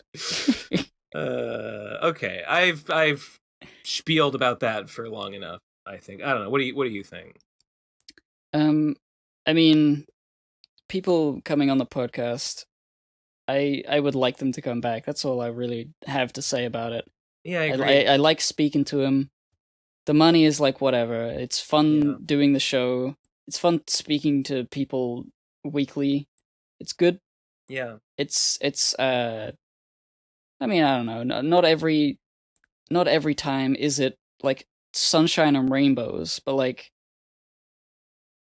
I don't feel like we've been arguing that much in like recent months or years even. It hasn't been that bad. No. So I don't know why people are like so apprehensive. Maybe they assume that things will get bad if they mix with I don't know, Ben.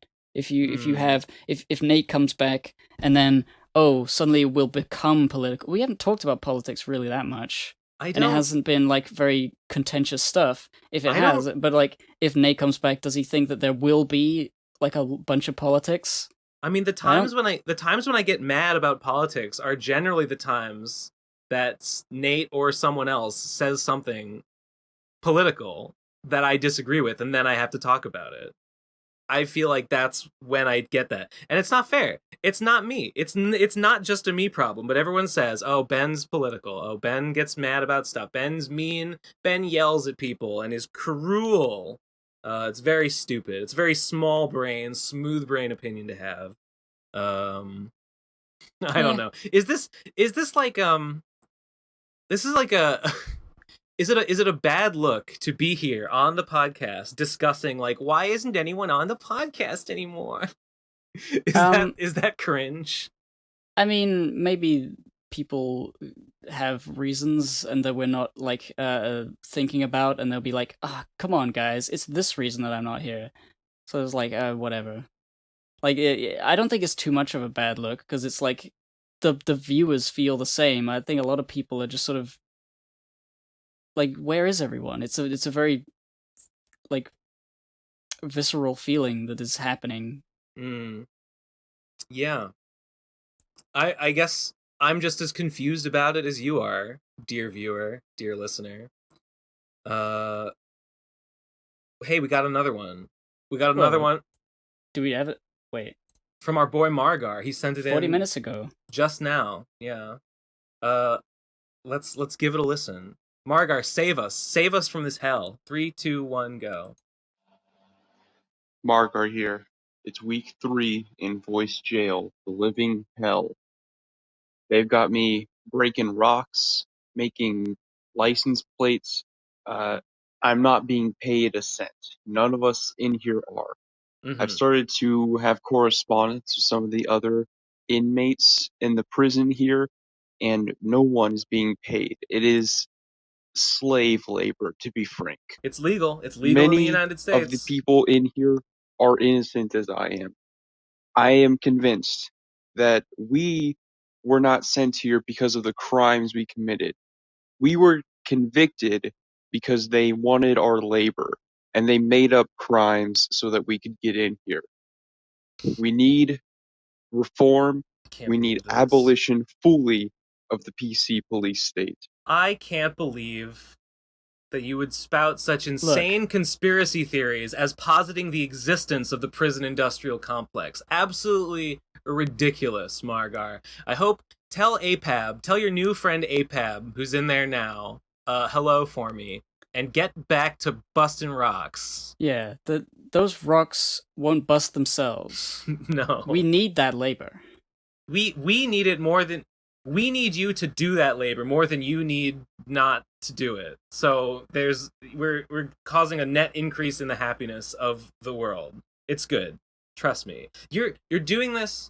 You're doing this to save the economy. Okay? COVID is bad. The economy's in recession. It's a tough job, but somebody's got to do it. And you're it. And you know what? You're welcome. You're welcome for the privilege of being the hero that we need right now. Mwah! Mwah, mwah, mwah, mwah. I won't pay you in PC pennies. I'll pay everyone in Voice Jail in kisses. Mwah, mwah, mwah. Thank you for busting rocks, sir. Delightful. It's like a piece of paper with a makeup like lipstick smack. Yes. Signed Ben Saint. XOXOXO. And then you can trade it for cigarettes. you save up your Ben kisses. Fuck. That's it. We've listened to all the voicemails. Yep. Are we concluded? I think we are concluded for today's PCP episode. Remember to go to patreon.com/the Pro Crastinators and pledge $5 for the monthly bonus episodes. Listen to the Tits Cast. Listen to the Tits Cast, where favorite. The Big Booby Boys are alive and well. It's the best podcast. You too can be a hashtag Big Booby Boy, but only if you listen to the Tits Cast and have an opinion about it, the right opinion. Yeah, speakpipe.com/TP Crastinators, the Procrastinators? For voicemails? Yes. Okay, one of those. No, Whatever. speakpipe.com/PCP voicemail for voicemails. PCP voicemail, okay. Cool. And the Patreon also $1 gets you access to the Patreon Lounge, which is a place that exists on the internet, online, for you. And if you haven't already, check out Munchie's French Revolution lecture. It's very funny. I know that history is boring, so boring. But Munchie, he delivers it with aplomb, and it's very fun. I was rewatching it earlier, and I was laughing, having a good old time. Yep. All right, I think that's it. I think we have finished our grim work. Yes. Twitch.tv/give and take. Yes. Watch my drawings, and goodbye. Farewell.